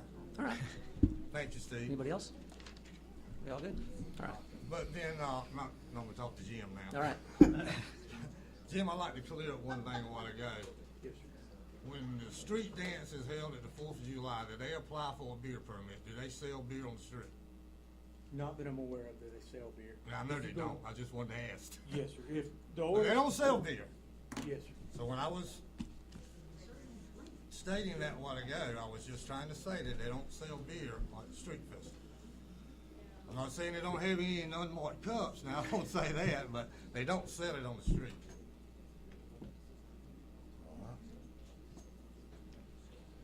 Again, my concern is still with the city and possible liability, that we signed off on an application, and 3 weeks passed, and they've spent the money, and we're gonna pull it from them. Surely they're gonna get an attorney and try to get their money back. I mean, that's one point I have. Well, And it's just on this particular event.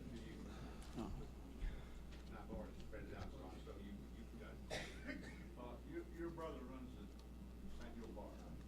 Yes, he owns it with my mother. Do you have anything to say about this whole issue? As far as I'm concerned, you gotta come to this city. No, I've already checked with the attorney. I'm saying, when you look out to your kin folks, allowed to vote, I vote that's a conflict of interest, and go further.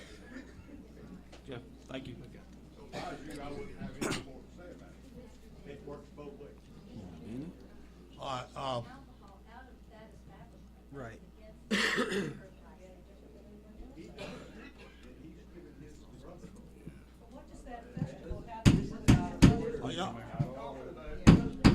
Are y'all talking to me, or y'all talking to each other now? We gotta hold it down. Come on up. Brett's actually not giving his brother the advantage. I am. The chamber is, not Brett. That's how it works. I'm giving all those businesses on Reed the advantage, not him. Mayor, I got something to say. Yes, sir, go I ahead. think I agree with Commissioner Lowry on this particular event. It's been bought and paid for. I say we should let that go on. However, it seems that the issue is with Ordinance 464, which allows this type of thing to go on. I say we go forward with this event, take another look at this ordinance, and if we have some debate on whether or not we want to change this or maybe eliminate Reed Avenue in the future from this ordinance, I think we should go forward with that. But for this event, I think it would be wrong for us to shut it down after it's already been planned. But I do think that seeing everyone here today, obviously this is a hot button topic. We should look at that ordinance and maybe decide if that's what we want to continue to do on Reed Avenue. And that's all I've got, Mayor. Okay, anyone else? There's so much static behind us, we're not understanding what you're saying. We have an ordinance on the books right now that was written in 2010 that allows this event to happen. It allows for alcohol to be served at the event. So what I'm saying is, moving forward, we need to take a look at this ordinance and maybe rewrite it and restrict it a little more. Say, no, we don't want it on Reed Avenue, and we can easily add that into a new ordinance. But going forward, I say for now, we kind of have to follow the rules that we wrote for ourselves right here. But moving forward, I'd love to take another look at it and have this discussion again and maybe whittle out some more areas that we don't think that drinking should be. I agree. I got one more. One more thing from the audience. I know I should be back up here. But would you sometimes, when you do that, include some of the members of the public from a general cross-section? I mean, not just those that oppose it in there, but cross-section, to have a discussion before you make that decision? Oh, we would absolutely have to workshop it. We'd do another one of these again. But have some participation from. Absolutely. I appreciate that. Yes, ma'am. All right, Being that you, Jim, you've approved this event, is there anything else as far as moving forward? No, sir, based on what the ordinance that we have put in place on ordinance number 464, right now the laws are. Nothing is being said because all the chatter. Everybody, please be respectful of everybody else and hold your talking down till later, please. Thank you. The question is, what should be done at this point in time? What you have is you have ordinance 464 that is on the books. Based on what we have seen with the ordinance on here in the event, it falls into the category of being approved by the current ordinance on there. At some point, I think you've heard from the board on there that if there's changes that want to be made on there, absolutely. If this ordinance is repealed, guess what? There's no alcohol on any city premises within the city of Port St. Joe. You could also add areas that you do not want alcohol. But right now, this is the law that's in place right now for all the events. So it's up to the board to make changes as they see appropriate with input from the public. But Jim, as of right now, you approved the application, so there's no need unless we have opposition to move forward. That's it, unless the Or board tonight, changes. 2 to 9.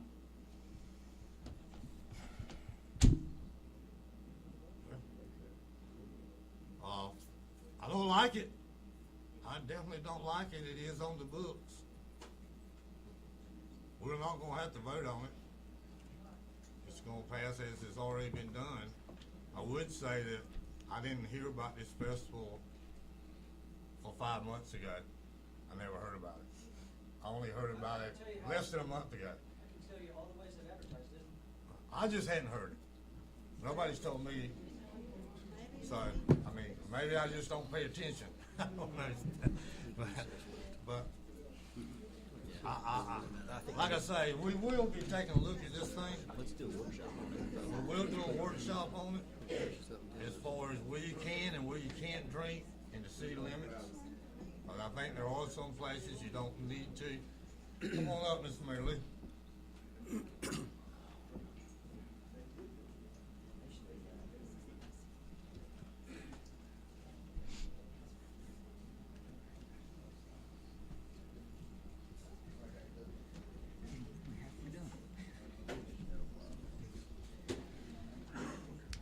Hi, Mary Lou Cumby. I think y'all are doing all you can do at this point with that. I mean, it's on the books. I think it is what it is, and it doesn't take a genius to figure that out tonight. That's where we are, and Jim did what he needed to do with what was on the books. So, but I think I would like to speak something maybe to the future, and I love the idea of visiting that, and I think that's what's has been stated here today. But probably people that know me here would expect me to say something like this, but I will tell you that I've actually been very prayerful the last little while about this. There's a lot of decisions that y'all are facing, and we talked about that last time. But the phrase that came to my mind that I want to say to you and to all of us, business owners, whoever, I've never had a drink of alcohol in my life. I'm not judging anybody that does. I said, I don't drink, smoke, or cuss. I like to eat, and that kills me. So, but the phrase that I want us to just think of going forward is ripple. effect. That's the phrase that came. And actually, if I had been really whatever, it even crossed my mind to come early enough to put a little pebble on each one of your desks so that going forward, as decisions come, not one that's made out of people that are protective of our own agenda, because every one of us here would tell you something different we want you to do. But for you as a commissioner to think about a ripple effect. And you will be glad to know something people don't hardly do anymore, but I pulled up good old Merriam-Webster dictionary. And so I'm just going to read you what I wrote down today. Merriam-Webster defines the ripple effect as a spreading, pervasive, and usually unintentional effect or influence. It's a situation in which one event causes a series of other events to happen. The actions that we take and decisions we make are like the small pebbles that we drop in a pond, and it creates ripples that travel outward. And that's true in our personal lives. It's true in your life as a business. It's true in the decisions that you make. Any decision that we make is not an insignificant decision. It is going to matter. And I'm telling you, being in the school system for 32 years, even when I was at Port St. Joe High School before going to be Mr. Norton's secretary, one of the things that used to bug me to death, and I would say it, and I felt like for years it always fell on deaf ears, would have the drug dogs out, and it's drugs, drugs, drugs. And I'm telling you, our community has a skewed vision when it comes to alcohol abuse with our young people. I'm telling you, we can be in denial if we want to. I've seen it, and you've seen it. Many of you have been touched by that. I can promise you, though, that the decisions that you make as a board will have far-reaching consequences. The question is whether those consequences will be for the good of this community or to the detriment of this entire community and the surrounding areas. I'm telling you, I don't want what it was on Panama City. I don't want what it is on St. Andrews. That's not what we are. We are a family atmosphere. But now, as we're kind of getting started on what we're creating our image, now is the time to decide that. And there needs to be healthy conversations. And I appreciate really y'all doing this tonight. I tell you, I pledge to you what I did before. Eric, welcome. Thank you. I pray truly that God would give you the wisdom that you need to lead us forward as a community. Truly, I mean that. God bless you. Thank you.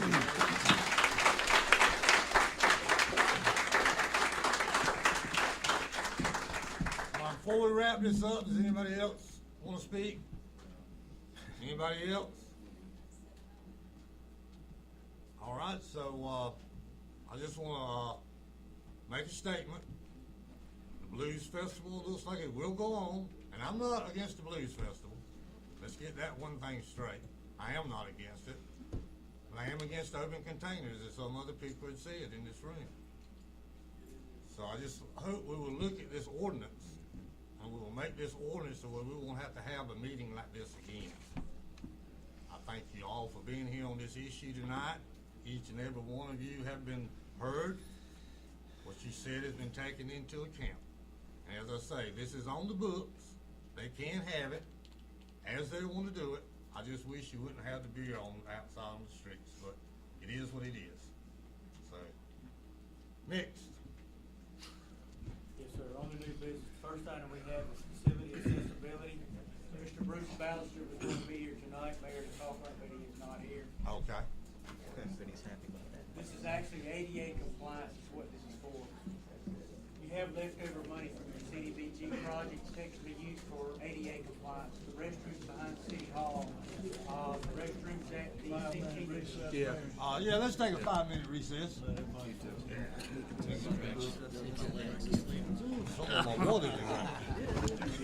Is there? Okay. Well, it's a blues festival, man.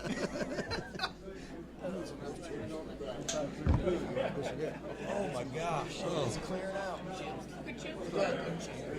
Hey, America, can I be excused?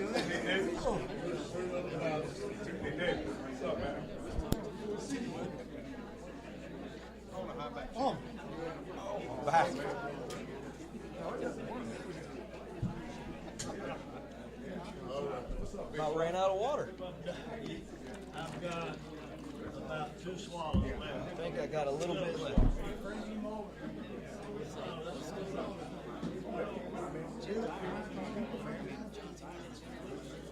Oh. I knew you had a game. John's hiring if anybody goes to any vote. Oh, but it's still open though. It's still open on Thursday, Friday, and Saturday. Yeah, so she's still doing it. Yeah, still doing it.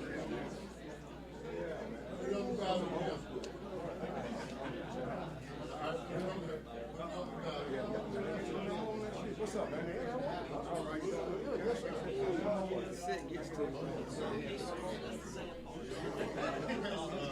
what y'all doing? Yeah, that's all you got to do. I'm trying to get a conversation. Yeah, like the gentleman talking doing. I guess y'all got it. Yeah, that's why I'm talking about that one. I'm taking some more wire.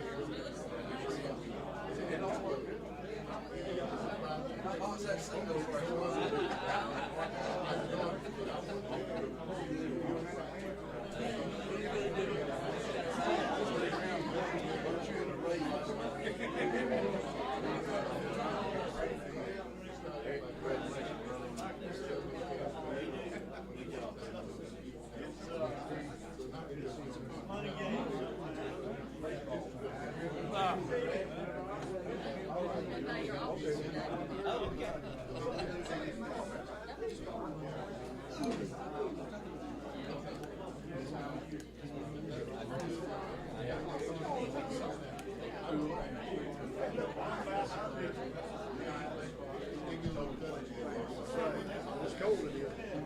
5 o'clock Thursday and then 7:30.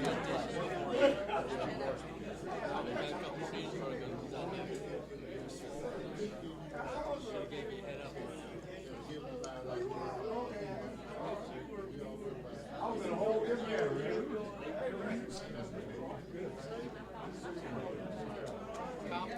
Comp time, Jim. Is comp time in the new manual? Comp time, Jim.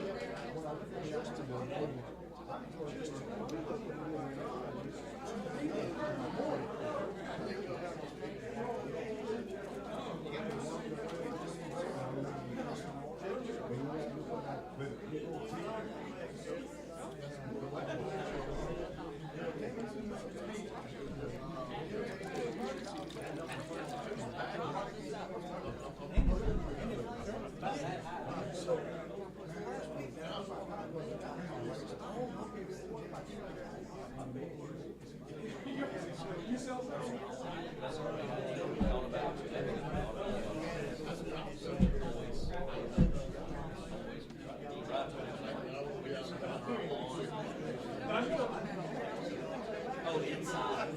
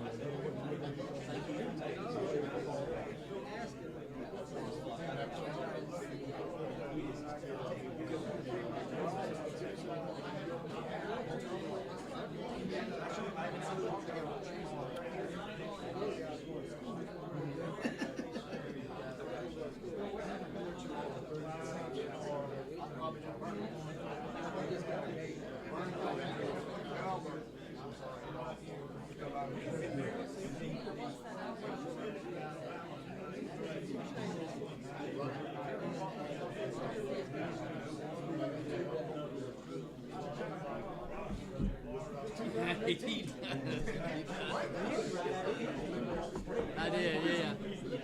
I put plywood across the yard and back in a hand truck, everything across the yard, plywood.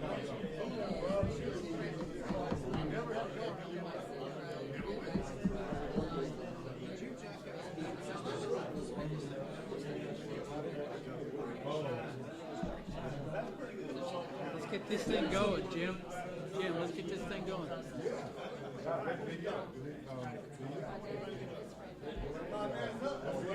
I'm not counting it. Yeah, it's up. Oh man, who left the tissue on my desk? I spilled some water. Had a water spill. Hey, you sure? Thank you. Good to see you. Yes, sir. Absolutely. Thank you.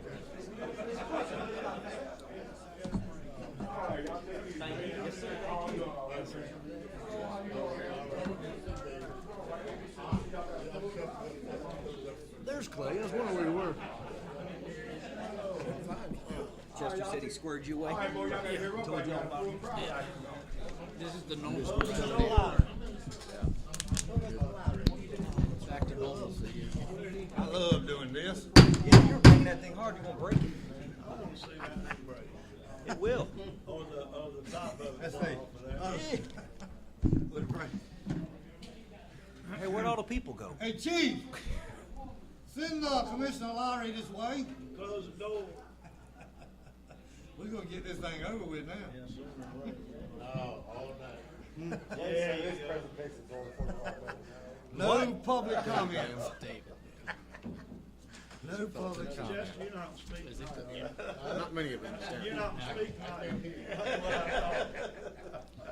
Tim, I hope you're on the clock today.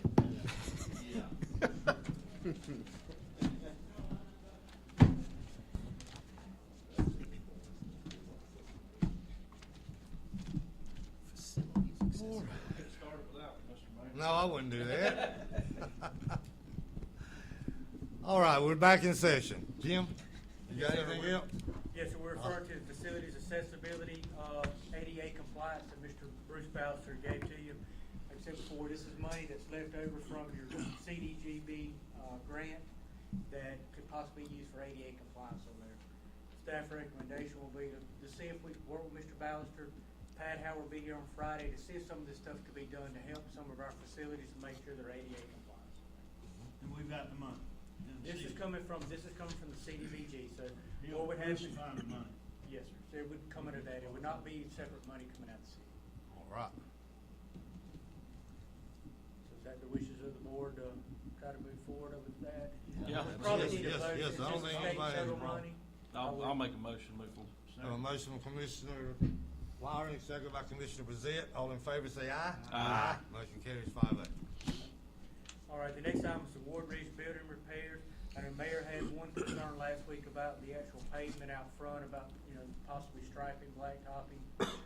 We had to pull off the front of the building last week because of the rain. It messed up the front on there. We need to take a hard look at our building, gentlemen, to decide what we want to do with it. I did talk with the students coming from Auburn. They said they could possibly paint the building for you if you would like to. Mr. Willie Ramsey does have lettering ready to go, so the concern was there, do we want to paint it before we put the letters up? New awning, ACs are not working obviously tonight. Those are the kind of things we need to discuss. These aren't items we need to make a decision on tonight, but we do need to do a hard look on this building because it needs some TLC. Right. And, talking about different buildings that we have. I meant to say it up top. You know, I have been approached by some people that possibly might want to try to buy the Washington Gym and turn it into something. I'll get with you on it later, Chester. You may have already heard something about it, I don't know, but I'll get with you. But so, you know, that's something to look at. They want to turn it into a cultural place and different things. You see that Washington Gym, you're gonna have some people coming out, jumping out the windows over there. I'm telling you. But anyway, I just wanted to make that note. Well, Mayor, while we're on that, I just think we need to do an assessment on all our buildings. I agree. We've got air conditioning problems here, we've got air conditioning problems at Centennial, we've got air conditioning problems at the Washington Gym. Stack house. Just Stack House. We got some money to spend, and the ones at Centennial scare me. So I think we need to do a whole facilities inventory, whatever you wanna call it, but I think just bring it forward and then maybe we prioritize something. But as far as maintenance, we've got to keep maintaining these places, or like that roof there, I mean, it fell down our head and they had to take it out right here at this entrance. Yeah, right. And so it's just things are gonna keep cropping up if we don't do Right. some routine maintenance. I agree. Miss Charlotte, was out of that grant, the historic grant that we applied for, was air conditioners part of that for Centennial Building? I don't really remember. It's Okay. been a while, and I have not looked at it, but we can check it and see. That would be nice. Yeah. All right, we'll keep working on that. The next item in reference to the Northwest Florida RAO boundary change. This is in reference to the rural areas of economic concern. We're part of that area, being in Gulf County. I would highly recommend that we adopt these new boundaries on there, Mayor. It's been helpful with grants, it's been helpful with the county as a whole to be able to get funding. When do we have to submit that back to them? They are asking for it ASAP. We have a letter here from Julie from DEO asking us to please get that back. Because, I mean, that allows us to get grant money and points and so forth. I It think. definitely helps out. Yeah, I'll make a motion that we submit that back to them. We have a motion from Commissioner Brazett. Do we have a second? Second. Second, Commissioner Ashburn. All in favor, say aye. Aye. Motion carries 5-0. Okay. The next item is a reference to landscaping on Martin Luther King Boulevard. Commissioner Langston wanted to talk to you tonight about it. Well, I was gonna, I thought about it and I was gonna wait and see, how we approach this, Northport St. Joe Project Area Coalition and see, before we try to do anything down there, but I did wanna, on those corners, where there's nothing, at least put a couple of trees or something up there, because we got people riding through going to, the dollar store or whatever, and it's a lot of traffic's picked up since, David Langston Road been put there. So I think just to put something there, you know, so it won't be such a, I don't wanna say eyesore, but this won't be just a blank street, you know? But I think we can wait and talk about it with this, Northport St. Joe Project Area Coalition if we gonna, you know, if. Eric, in the meantime, I guess, could you possibly get with John or Jim and show them some of those corners where you might think we just put up some trees that, you know, we temporarily not, you know, Yes, sir. dress those corners up where you're talking about. Yes, sir. And I don't think it would mess them up even, you know, we just got that thing back from John Hendry and he wants to do some widening and all that. Okay. We don't Yeah. wanna mess that up, but if Okay. those corners, we might could, go along with that. Okay, okay. Yep. I'll get with John Okay. Sure. and, Absolutely. later on this week sometime. Just give me a call. We'll get together and go look at it. Okay, Yes, sir. appreciate it. Good deal. All right. The next item we have on there tonight is the Historic Cemetery. Commissioner Langston wanted to talk to you about it as well. Yeah, I did some, well, I went and looked at it. I used to cut it when I was working for DOC with the outside crew, and it's not bad out there. It just, I think it could use some improvement because it's something that tourists can go in and look at, you know. And I I don't know if they enjoy looking at a cemetery, but just looking at the history of our city, you know, and I think it'll be a good thing to try to do some improvement there. I think Mr. Ashbrook told me that Boy Scouts or the Eagle Scouts were trying to do something. Yeah, one of the Boy Scouts that's going up for his Eagle Scout wants to take the cemetery on as a project and maybe do some roping and possibly some plaques or something to that effect. Yeah. In order to get his Eagle Scout. So I I'm going to think put him in that- contact with him as well. Yeah, I think that'll be a good idea, especially working with Eagle Scout, you know. And we just got finished talking about setting an example. Those are one of the examples that we can set. I don't think that kids seeing you drink alcohol make you drink alcohol. I just think that we can set other examples to make them see that you can be successful doing other things, you know. So it'll be a great opportunity for me to work with the Eagle Scout, you know. Ms. Charlotte, does the Historical Society do anything with the old cemetery? Do y'all No, sir. have it mapped or anything like that? No, so years ago, I think it was a partnership with the city maintained it, but there was a gazebo that was maintained, a guest book, and you put one in there and the next week it's gone. You'd have to register guests, somebody comes by and needs it for something. Yeah. Okay.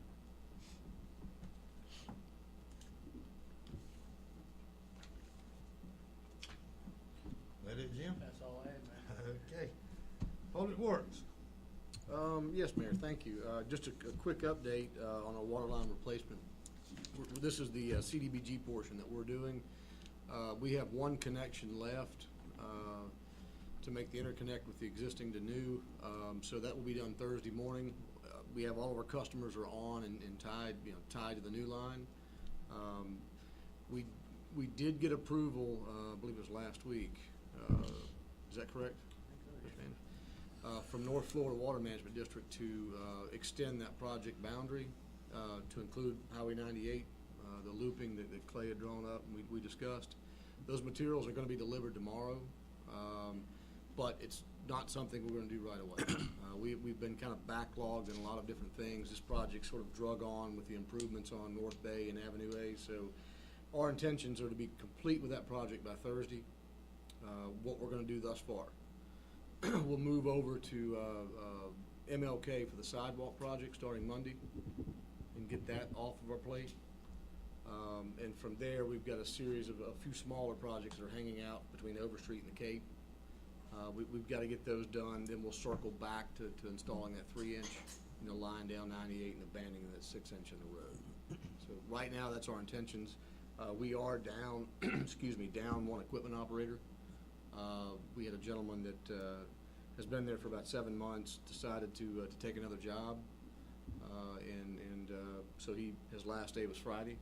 So we're back out advertising to try to get that second equipment operator again. So we had a brief period where we were really excited because we had 2 machines and 2 operators. Now we have 2 machines and 1 operator.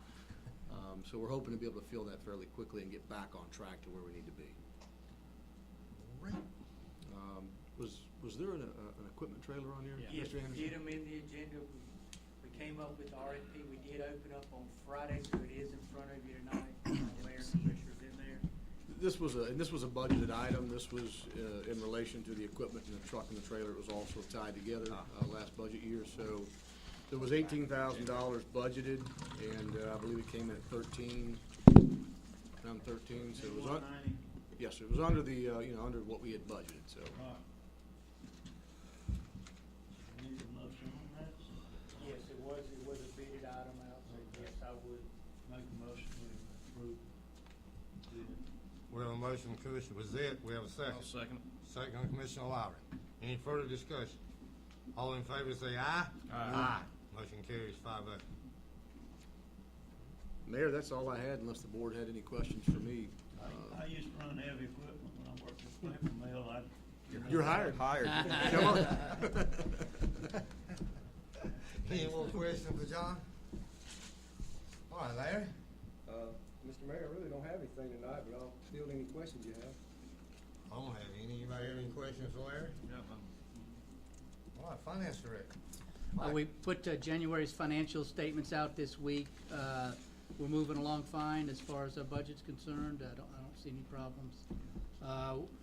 we do need to talk about Jones Homestead Sewer.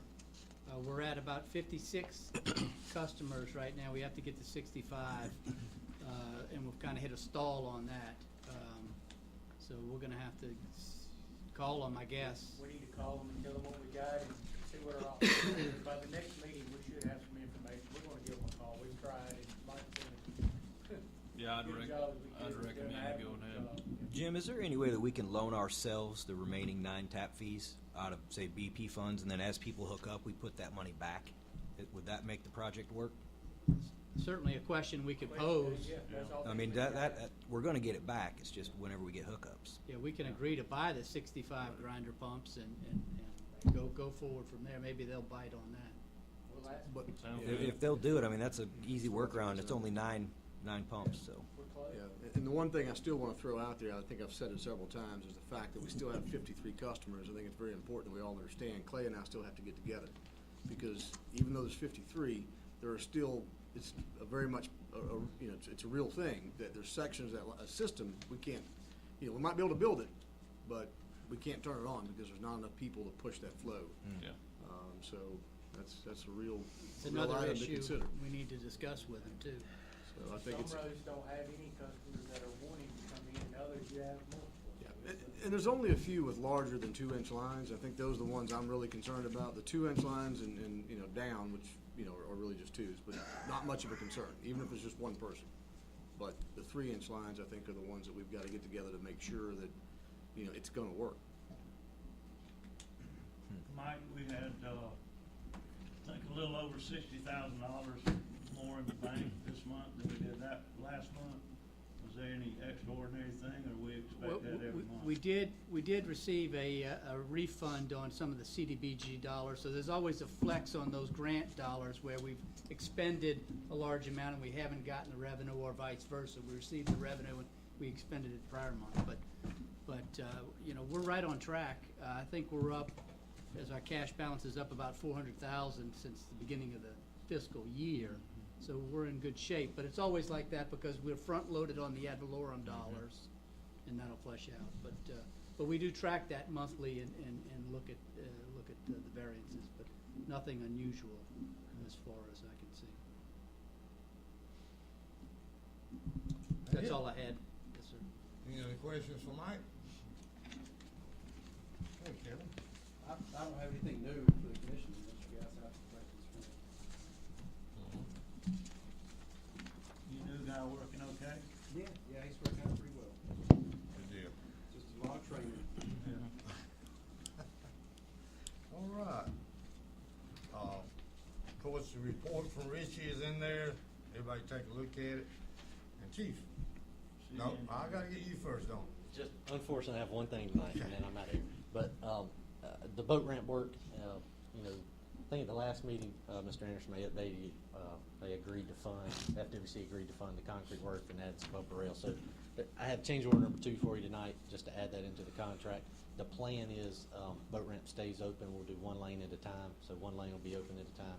They're going to get started next week. Take them a couple of weeks per side, so you know, 4 to 5 weeks they should be done. But that's kind of the idea there. So the change order that I have for you tonight, just for the record, it's an increase of $22,710, and that's for the bumper rail and the concrete there in front of the ramp, replacing that.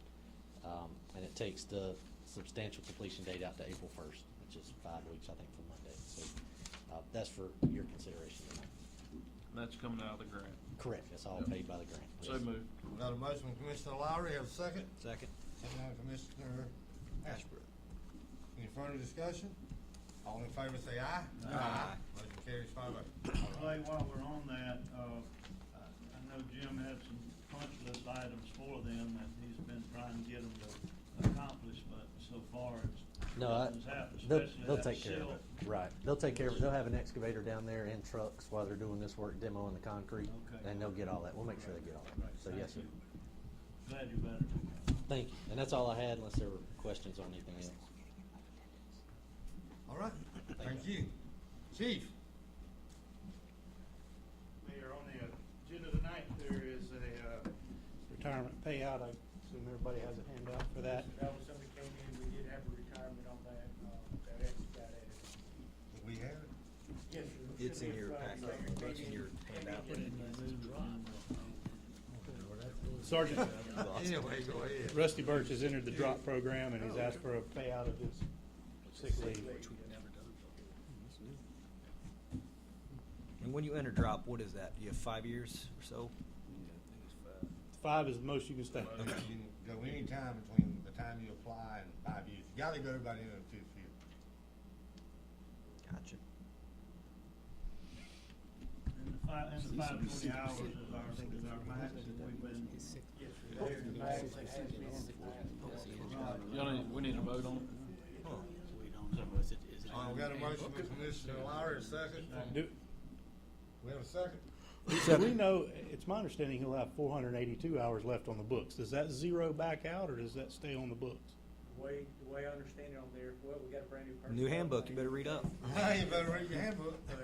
But basically, the way I understand that is, he's not losing that time, that he just cashed out the maximum amount he can, so in 5 years, he's not gonna be able to get any more sick leave paid out. Gotcha. His annual leave's still sitting there, whatever he's got up to 240 for annual, but that would stay on the books, is my understanding. All right.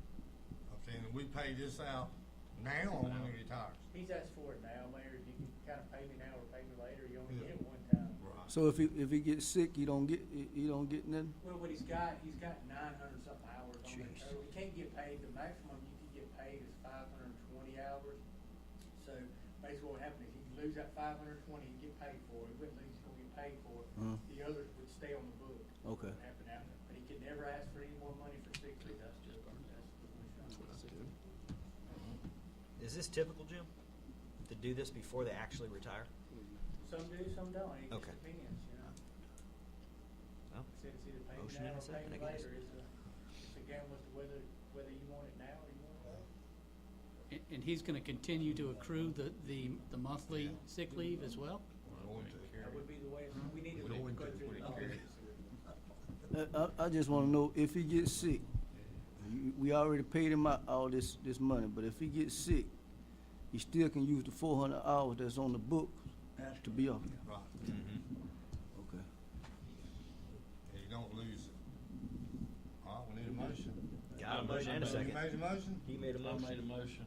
All right, second by Commissioner Rozelle. All in favor, say aye. Aye. Motion carries 5-0.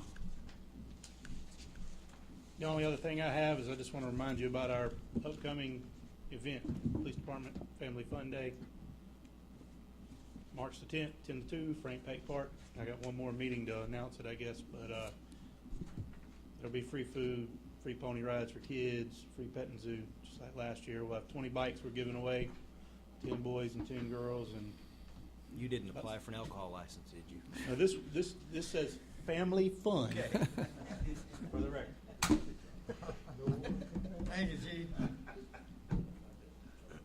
That's prohibited. Ms. Charlotte? No. Nothing in the house? Anybody in the audience? Yes. Anybody have anything to say in the audience? Oh, yeah. Did y'all get the packet from? Yes. Yeah. Yes. Yep, got it. It's at my house. All right.